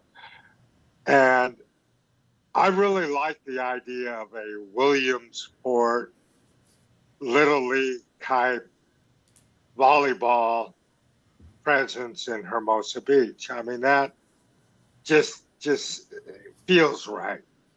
But what doesn't feel right is, do we really need an AVP Pro event in Manhattan Beach, and 2 weeks later, another AVP Pro event in Hermosa Beach? It seems like a lot when we're already have a full schedule. Maybe we can work something out with Manhattan Beach where, you know, they have it 1 year, we have it 1 year, so we just don't get overwhelmed by these large pro events. Williamsport style things sound great. The other thing that relates to this is, for years, the Parks Commission, related to AVP or any other large event, has refused to survey the residents in a scientific, random way to determine what events have broad community support. They rely on Chamber of Commerce surveys and the vested interest there, or online surveys where the people that respond have a vested interest. Don't the residents deserve to be heard on what events they broadly support, what large-scale events? And that's really all I have to say. Thank you. Thank you very much. Next, we have Al Liu. I think Lau. Your 3 minutes will begin once you're unmuted.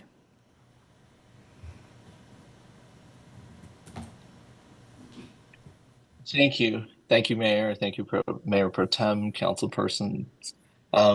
I just want to follow up. I think we've had an interesting road to get to this point in terms of where we currently stand. I always marvel, and it's been communicated over the years as we try to navigate this conundrum about the month of July. But the reason why I really want to comment is we've taken it because we've tried to be professional about it, not continue to berate one another publicly, even though we hardly ever do that, if at all. But this repeated messaging that we haven't acted in good faith is just ridiculous to me.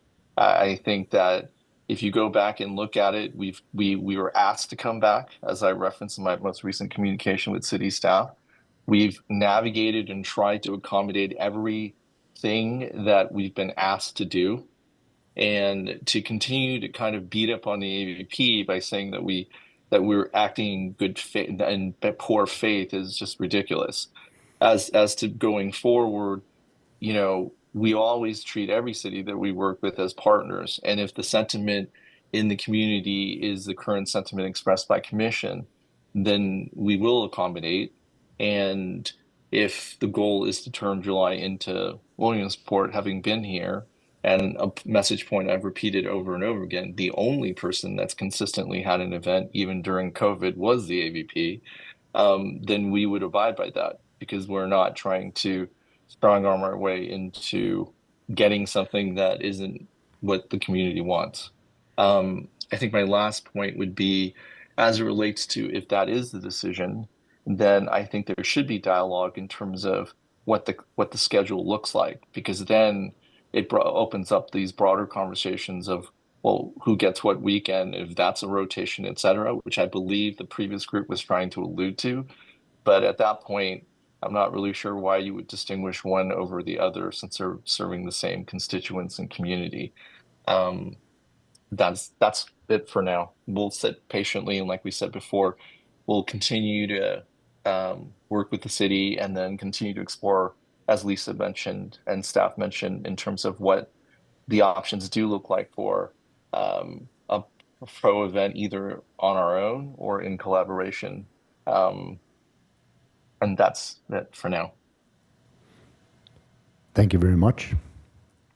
Mayor, it does not appear we have any other virtual hands raised. Okay. Bring us back to the council chambers. Is there anyone additionally wishing to speak that's present at the meeting here? Okay. Bring it back to the council. Any additional comments from any council members? Deliberation? Okay. I'm prepared to vote for this, but I really would like to see an AVP Pro tournament back in Hermosa Beach. We won't have one. We didn't have one last summer. We won't have this summer. But, you know, in the future, I'm hoping that in the 3-year long-term agreements that we are able, and I think it can be all jammed in. It's difficult. I appreciate what staff needs to do to cram it in there. But July is the preferred time for the junior leagues. It's when they can get the most attendance. It's understandable and appreciated. And the AVP has their reasons why they want to have it in conjunction with their pro tournament. But I'm just hoping that in the future, when we go forward with our next 3 years for 26, 7, 8, that we come up with something better that can accommodate an AVP pro tournament. It gives visibility to the city like nothing else. There's a lot of residents that love to watch those games, the excitement. It's part of our culture. It's part of our heritage. And I'm hoping the AVP becomes more stable with their business plan and things can somehow work out for our future. And that's where I am on that. So with that said. Mr. Mayor. Yes, sure. Thank you.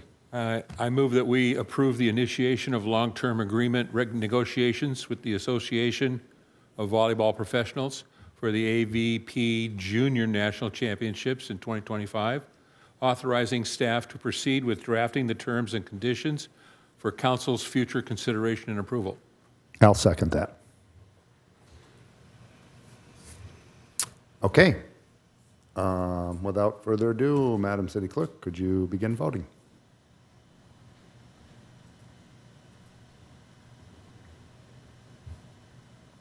Okay, the tally is up on the screen. Could you please announce the vote? Motion carries unanimously. Thank you. Okay, what's next on our agenda? Next, we have item 17A, side letter to the General and Supervisory Employees Memorandum of Understanding. Okay. Thank Good you all. evening. Thank you, everyone, for coming. Thank you.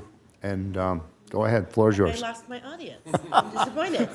Don't worry about it. You got us. Good evening, Cindy Stafford, your interim HR manager. Thank you for indulging me as I bring these various side item letters to council. I'll go quickly through the PowerPoint because they're kind of the same. If you could go to the next screen. Next screen. So as a reminder, there we go. Through labor negotiations, the city strives to maintain a competitive wage, hours, and working conditions in a high-cost geographic labor market, ensuring the ability to retain and attract a high-quality workforce that delivers a range of services to the community. During the term of the MOU, the city may periodically implement organizational changes, add or remove classifications, or modify an MOU provisions to adjust the evolving needs of Hermosa Beach. Next slide. As a reminder, the Myers-Milius-Brown Act, which is state regulation, mandates that public agencies negotiate with our labor partners and the bargaining unions on matters that fall under wages, hours, and terms of and conditions of employment. For this current MOU, the Teamsters, the General and Supervisory Unit represented by the Teamsters, the MOU was effective July 1st, 2022 through July 30th, 2025. The MMBA does recognize and allow agencies and their authorized representatives to negotiate terms and conditions of mutually agreed upon adjustments to the MOU that does not affect the entire MOU. In this particular case, the city met and conferred with the Teamsters on the side letter and reached agreement in May 2024. Next slide.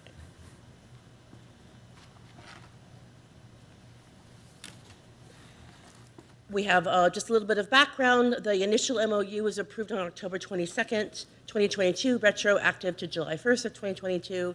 They also, the city also brought an amendment to the general and supervisory unit, correcting an oversight in the holidays.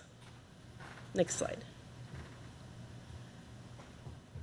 So in this particular case, staff recommends that the City of Hermosa Beach City Council approve the resolution and side letter to the General and Supervisory Bargaining Unit Memorandum of Understanding, adding a premium pay for a public works inspector to obtain a Penal Code 832A certification following completion of an introductory training course prescribed by the Commission on Peace Officer Standards, which is POST.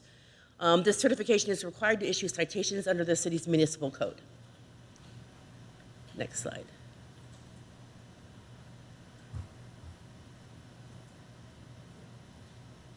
Next slide, please.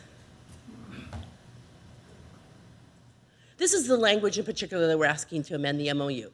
Public Works Department, Article 41, Section C2 to read as follows. The Public Works Department employees in the classification of Public Works Inspector who obtain a Penal Code 832A certification following completion of an introductory training course prescribed by the Commission on Peace Officer Standards and Training shall receive a 5% premium pay above base salary.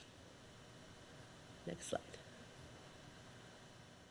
So why do we want this change? First off, I would like to point out that there was a very small fiscal impact, but it was budgeted this particular fiscal year. In fact, it was, I think it's around $5,000. In particular, public works inspectors are responsible for inspecting public works projects being conducted in the public right-of-way. The Penal Code 832 Section A certification will allow the inspector to issue a citation for unpermitted construction work that is being performed in the public right-of-way. Currently, because they don't have the certification, they have to call a community services officer to issue the citation, and it takes the community services officer away from their primary responsibilities. That's the end of my presentation. If you have any questions, please let me know. Thank you very much. Any council members on my right wishing to ask any questions? Anyone on my left? Okay, thank you very much. I don't see any members of the public here. Has anyone submitted a card to speak? We did not receive any speaker cards for this item. If you are joining via Zoom, now is the time to raise your virtual hand to speak on item 17A. And Mayor, I do not see any virtual hands raised. Okay, bringing it back to the council. Mr. Mayor, Yes. I move that we approve the resolution side letter to the General and Supervisory Employees Memorandum of Understanding. Second. Okay, there's a motion and a second. Any further discussion? Hearing none. Madam City Clerk, could you begin voting?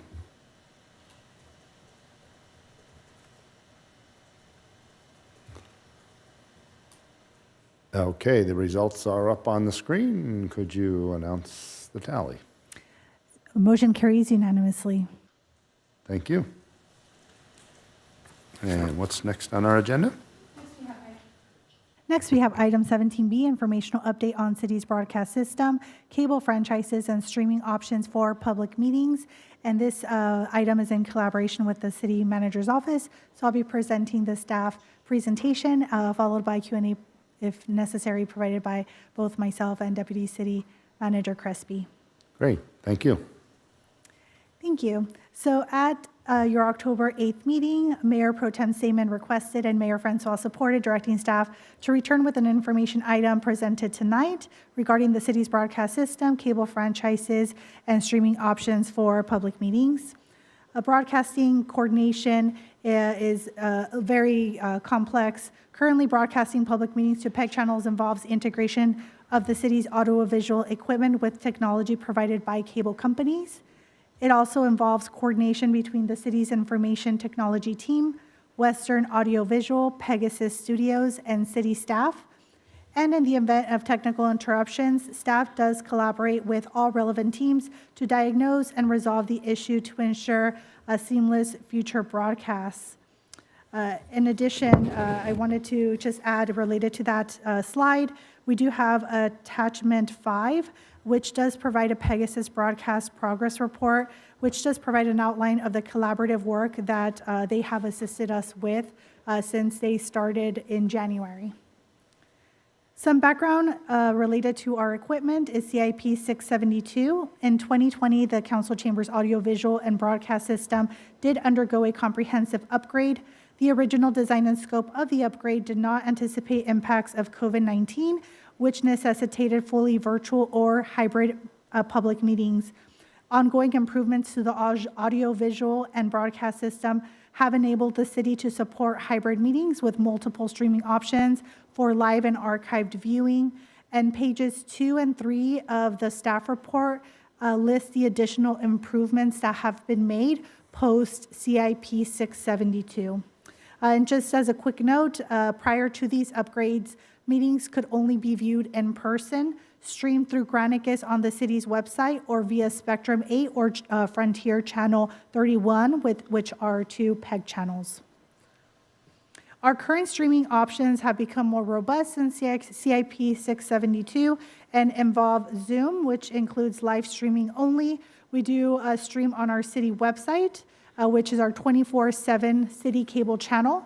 So any individual wanting to view it from their computer can actually view the cable channel stream without having to have Spectrum or Frontier. We also have the city YouTube channel, and it's available live and on replay. And we were able to integrate with the 24/7 city cable channel as well. So as of this week, we are able to show exactly what's playing on cable with nothing different other than potentially ads.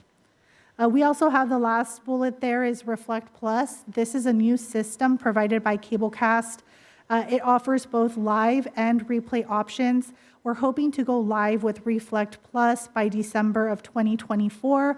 We're just providing or working through some minor configurations to enable this for the community.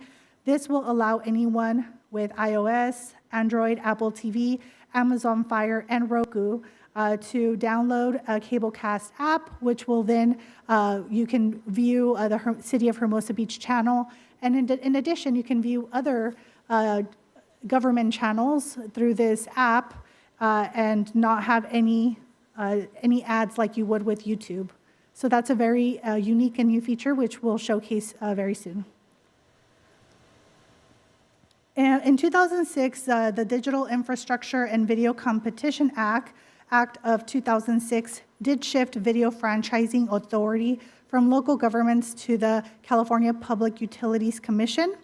Attachment 6 includes information about Ordinance 21-1424, which was adopted by the City Council, making this go into effect. Spectrum and Frontier do currently hold state video franchises and provide cable services to Hermosa Beach. Related to the Spectrum equipment upgrade, at its June 11th meeting, the City Council did approve updating the Spectrum equipment as part of fiscal year 24-25, and the project involves moving over from standard definition to high definition, which would the city would incur a monthly recurring charge of $636 and a non-recurring charge of $6,335 with a term of 60 months. In the staff report, we did indicate that collected PEG fees can be applied towards capital expenditures related to improving broadcast of PEG channels, but cannot be applied to operating costs. In addition, so as we mentioned, this is going from standard definition to high def, and this will install fiber to allow for that to happen. On October 21st, the city did receive, which is actually yesterday, the city did receive notice that Spectrum no longer needs an SCE permit, and Spectrum's latest agreement with Frontier will allow construction to begin very shortly. sticking to the schedule that they originally did provide. So construction for the job is estimated to be completed very soon, November 15, 2024. However, the deadline has not changed as the encoder, once the encoder is installed, the next and final step is a channel build and go live, which is projected to take around 100 days and to be completed in the first quarter of 2025. And lastly, the PEG fund balance as of 23-24 is $194,039. Collected fees, again, can be applied to capital expenditures and PEG funds in the amount of $6,335 for the spectrum upgrade. Non-recurring costs are currently budgeted, and staff is currently working with the project manager through Spectrum to expedite as quickly as we can the process of upgrading to high definition. Now, I'm available and Deputy City Manager are available if you have any questions related to this item. Thank you very much. Mayor Pro Tem, would you like to lead off your questions if you have any? Just done it offer. No, not necessarily. I think the report, and thank you very much for the report. I think the report covers it pretty well. My purpose in bringing this up in the first place was to give the public an opportunity to understand the little fine points of what's been going on with the system, why it seems to be failing most of the time and in and out, back and forth. And then, of course, at our last meeting, the worst of all things happened at the same time, which really wasn't necessarily the fault of the cable company or the city or anybody. It was just a power outage and a number of things kind of all happened at once. So I think the report that we just heard pretty much covers about everything that has happened so far and what's going on and where we're headed and when we should be back fully operational again. So I have no other questions. I appreciate it. Thank you. Thank you. Councilmember Detoy? No? Okay. Anyone on my right? No? So the Spectrum, our current Spectrum Channel 8 is out completely, is that right? It's blocked out? That's correct. The Channel 8 is currently inoperable. Okay. And it will not be back on until we get this upgrade done, correct? Right, and they're projecting right now first quarter of 2025 for the go live date. And what's the $600 a month for? What does that do? Is that part of this?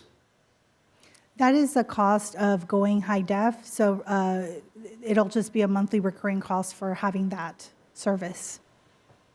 And then on top of the $6,000, that's for the equipment?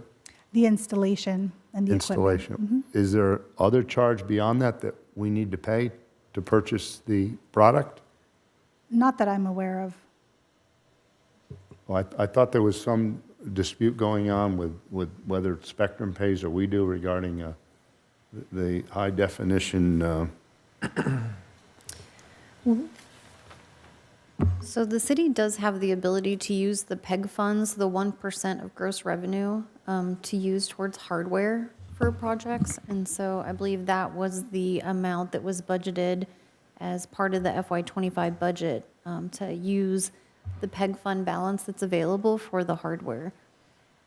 So this the HD module thing. Is that the?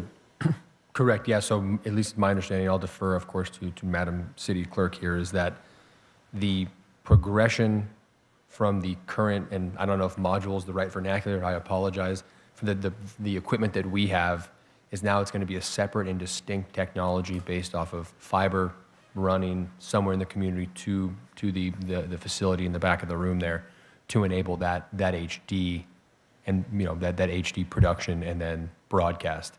So the term module, which I did use previously, so I will own that. That may be a antiquated term or a misnomer. That moving forward, it's going to be a wireless, not a wireless, but the fiber optic wire into the AV room. And we don't know how many subscribers there are. We're not able to find that out. But do we? And I'm sorry for not asking ahead of time. Maybe you could get the information. Do you know what our revenue is from the tax that people pay? So we did ask Spectrum if they were able to provide us either addresses for customers that have Right. Spectrum in town or the quantity, and they weren't able to provide either one of those numbers for privacy and competition reasons. Right.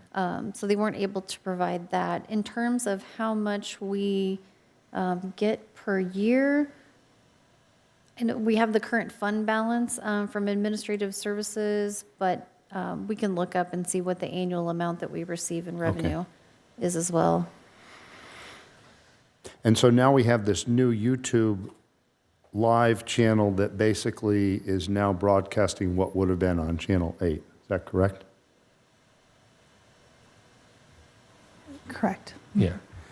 I will share that on page 4 of 7 of the staff report, at the very top, it does state the PEG fees collected by the city, $14,244 in 2019, 2020, and $10,444 in 2018 and 2019 were used for council chambers audiovisual improvements.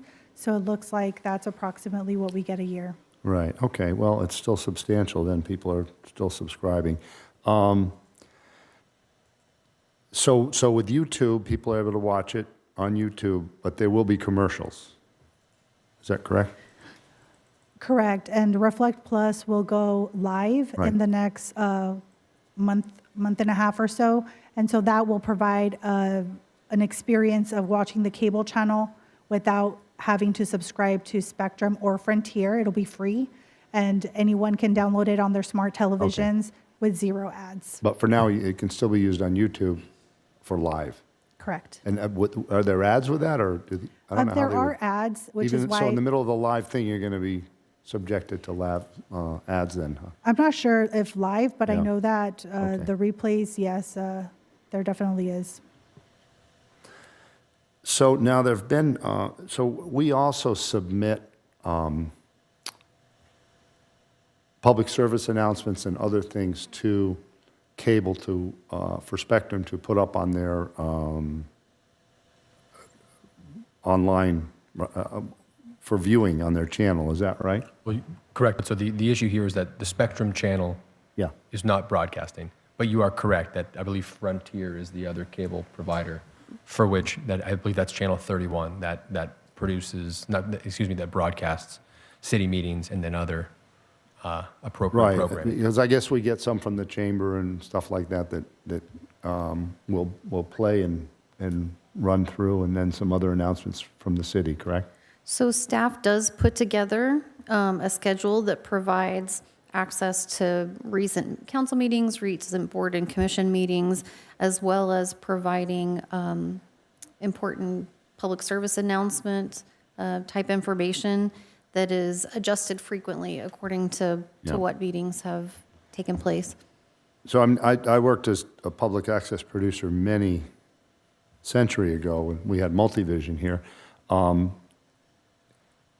Is there any policy in place where the public is able to provide a PSA that they produced or something that could be aired, or is that not what currently occurs in the city here?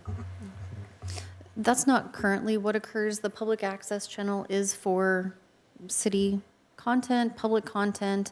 On occasion, I think we've discussed with our school board that they could provide public information, but there is not currently availability to other entities outside of the city and public information.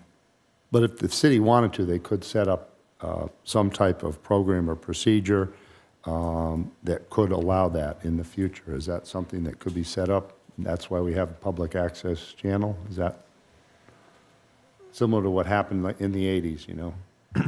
I'm not familiar with what happened in prior, but I do know that managing such a program would be extremely It would. difficult and time-consuming for the staff that we have. Yeah. Right. And then, of course, there are guardrails because it is a public access channel. I'm not going to bore everyone with every minutia, but, you know, Pat Donegan can't just show up and say, hey, here's me playing tennis, put it on, and, you know, everyone can watch Right. me. Yeah, I mean, the culture is different today, but previously you'd just give the VCR, the tape to the cable company, and they'd play it. But we do have complaints that the city's airing its education materials regarding the sales tax and equal time or this, but it's possible in the future there could be some ability for some kind of guardrails in place that if it's information only and not political and all that, but I don't know, that's going down the road. I just, thought I'd ask if that was something going on. So that's I had one more question regarding the Pegasus Studios, and people have mentioned that when they're watching council and commission meetings, that the name of the speaker is not up on the screen much, and I've talked with the city manager about it. I just want to mention that I thought it was an easy way to do it would be to just move the name right up here by this thing, and when the camera can just zoom out a little bit, and we'd be able to see who was speaking so that it's clear who the camera's on, because it's only up there for about 5 or 10 seconds, and then it just goes back to no name. But I just thought I'd mention that. And okay, is there any members of the public wishing to speak on this item? Good evening, council and staff. David Graythan, Hermosa Beach. A lot of good information here helping us to really understand where the city's headed with this and where we've been. I'm pleased to see that we will continue to have some sort of, if you will, Hermosa Beach channel. And I can see there are efforts going on to enhance or solidify that. In the Pegasus progress report, there's a section where it talks a lot about some work that seems to be in that arena. It's the part where they mention, I think, a project Tightrope, I think it's called. So I'd call your attention to that. And then it looks like the idea is that whatever is produced with that, which I hope is largely replays of city meetings, then that could be either forwarded off to the cable companies who can broadcast it and distribute it through their means. But it sounds like it is or would also be available if you clicked on a link at Hermosa. So that seems to be the architecture. So there's something going on in-house to build this channel, and it can then play back all the meetings based on some pre-assigned schedule. And so I think it looks like we're still going to have that capability, which I'm really pleased to see. It looks like it's more like we are continuing to augment and do more things online and include a lot more what you might call on-demand capability, say, versus just watching the channel live. So it's not that we're necessarily moving in a way where we shift, but we're really just providing more in more ways. So I was pleased and admittedly a little bit relieved to see that that's the case. The only thing that I was disappointed in is the schedule for actually getting Spectrum back up. There's the long pole in the tent, schedule-wise, appears to be what's called a channel build. I don't need to understand the details of what a channel build is here, but by the name of it, it sounded like something that Pegasus or Western is doing in-house. Or if it's something that Spectrum's doing. But the point is, I don't understand why we have to wait yet another 3 or 4 months to get back to Spectrum. So that's my disappointment there, and I just didn't understand I don't know if there's anything we can do about that. And then quickly going back to this whole thing about being able to watch meetings. There's what in my mind I would kind of call active users and passive users, and the active people are engaged and they're going to go to the website and they're going to get what they want and they're going to do the on-demand. But there's a lot of people that just sit there and they channel surf, or they have their maybe Channel 8 or 31's one of their stations, and they go there occasionally and they say what it is. They get drawn in, they are interested, they learn more, they might start showing up at meetings and getting engaged. Have good ideas to bring to the table.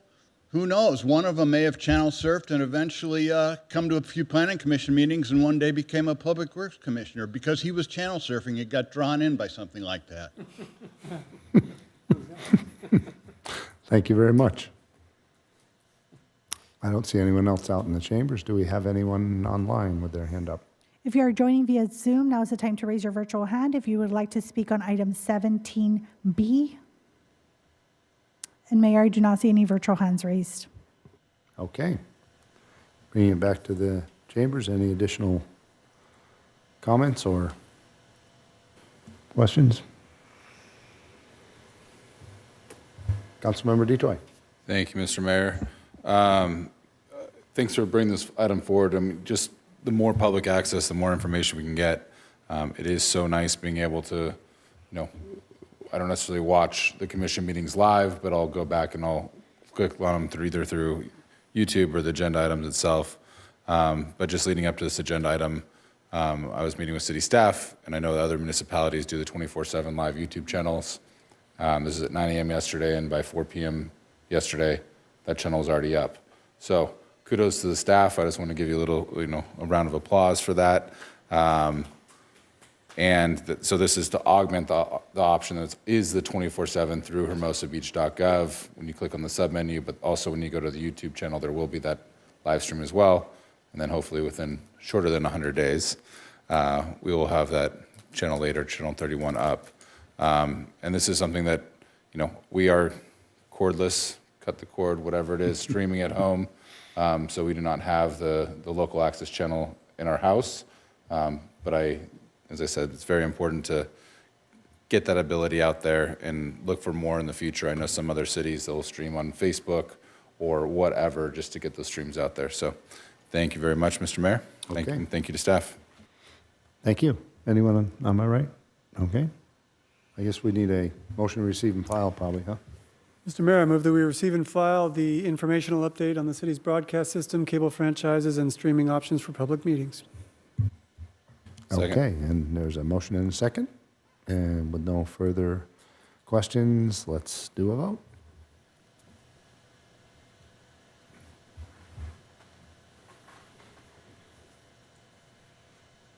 Okay, the results are on the screen. Madam City Clerk, could you announce the tally? Motion carries unanimously. Okay, thank you very much. Moving right along here. Wow, 8:10 at night. Future agenda items. I'd like to propose a future agenda item to bring up at the next council meeting the possibility of the proposal that was brought forth this morning, earlier this evening, regarding the New Year's Eve, the ability to have a New Year's Eve celebration. I think it's great for the community. It allows a place for people to come down and not get in their cars and drive anywhere and travel anywhere, and keeps our roads safer, and it's a great community event. So I'd like to propose that as a future agenda item. I'll support that. Okay, we have two. Is there a third one? Just a point of clarification. The public speaker, and I think in the email, they said they have the private funds for the event. The only cost for the city is the direct kind of public safety side of things, or is that?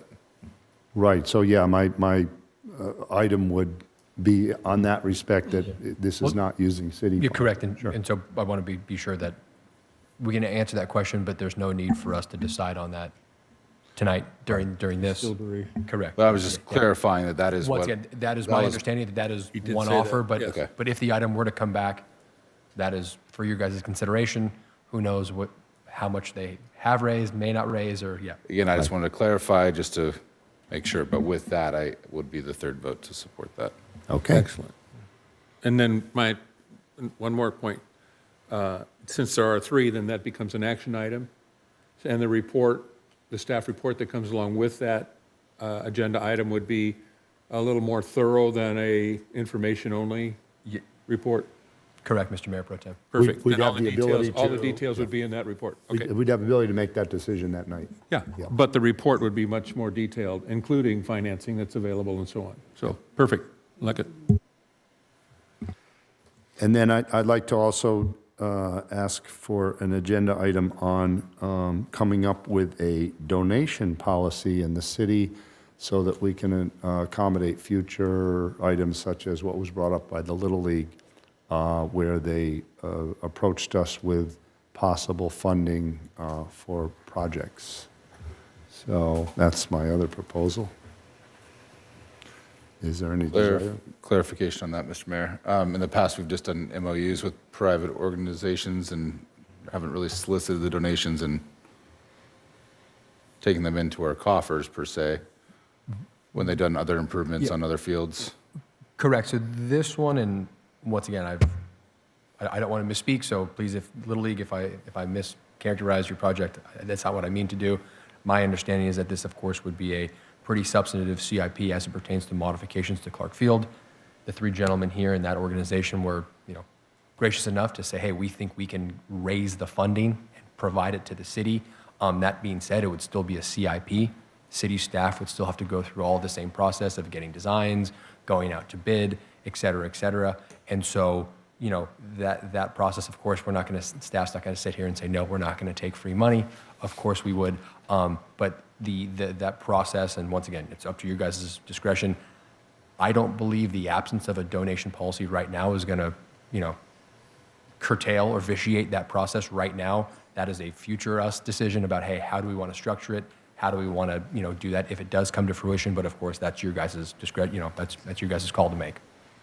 And if I may add to that, I think in the past, with the past Little League project, they had an MOU and they, covered some costs directly versus providing them to the city, that they provided some support directly to contractors for certain things.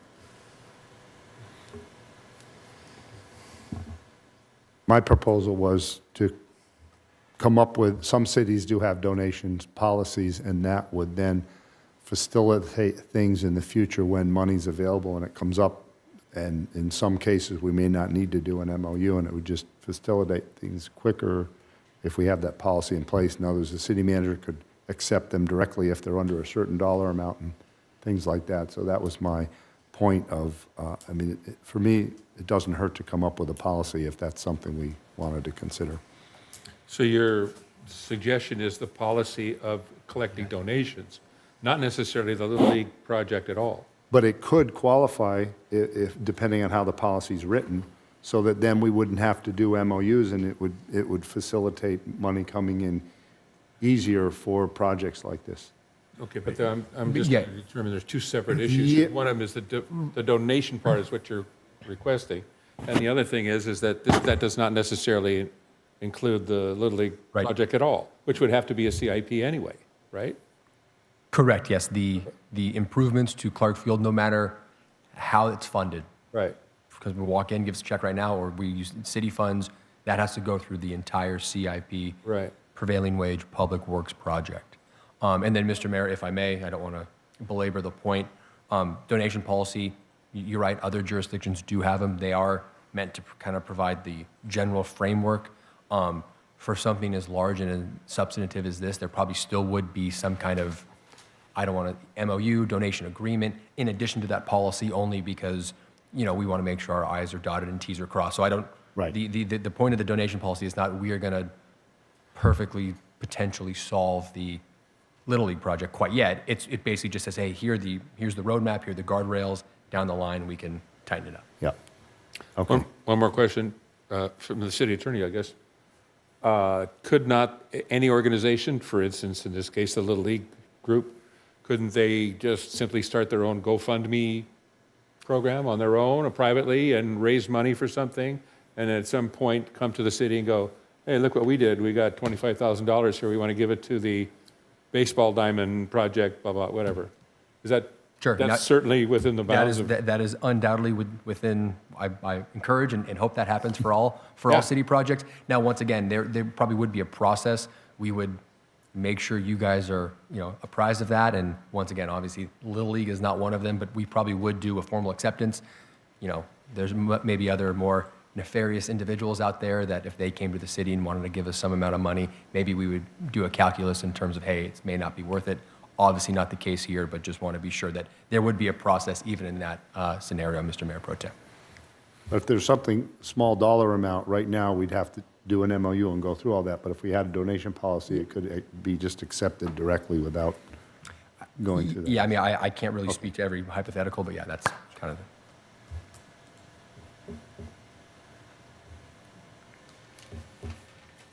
Okay, I guess there's no other interest in that.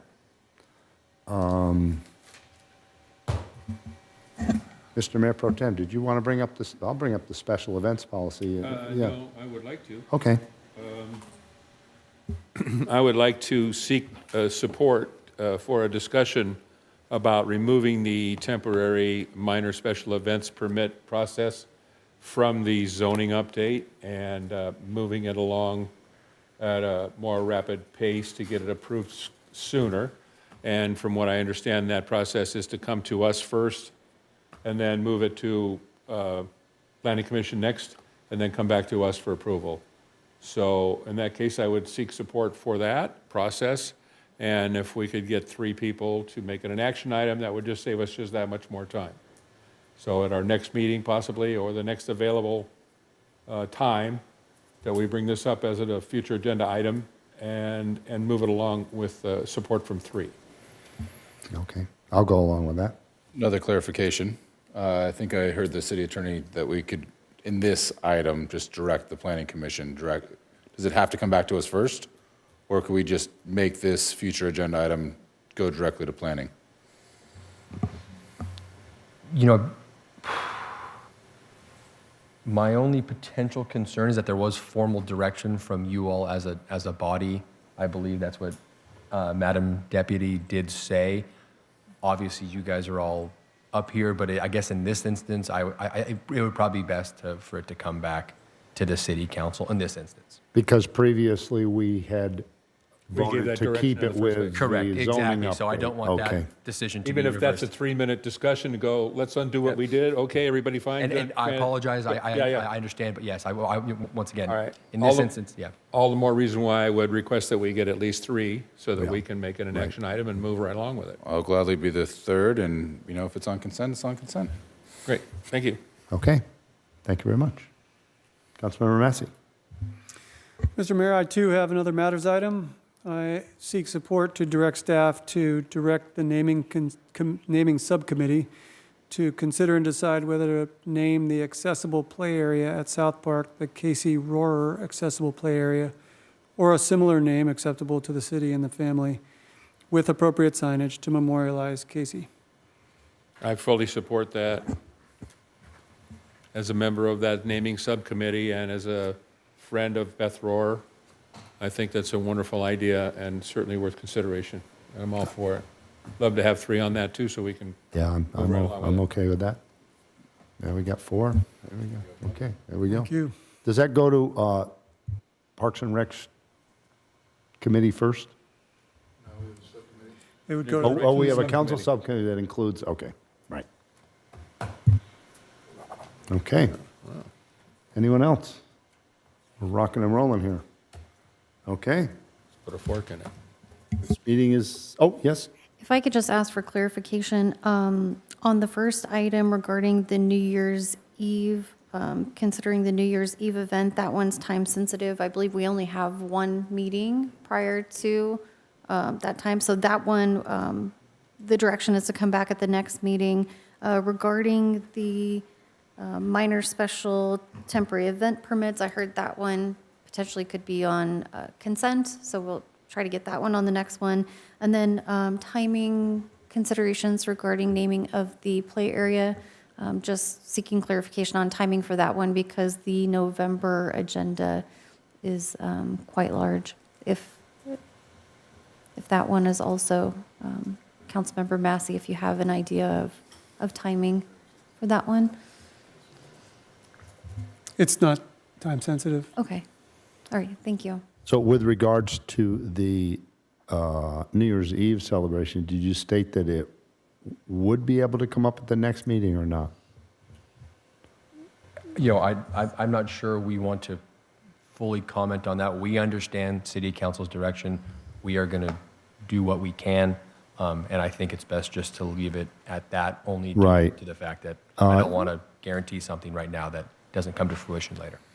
Okay, I understand. Thank you. Anything else? Okay. This meeting is now adjourned at 8:25 PM.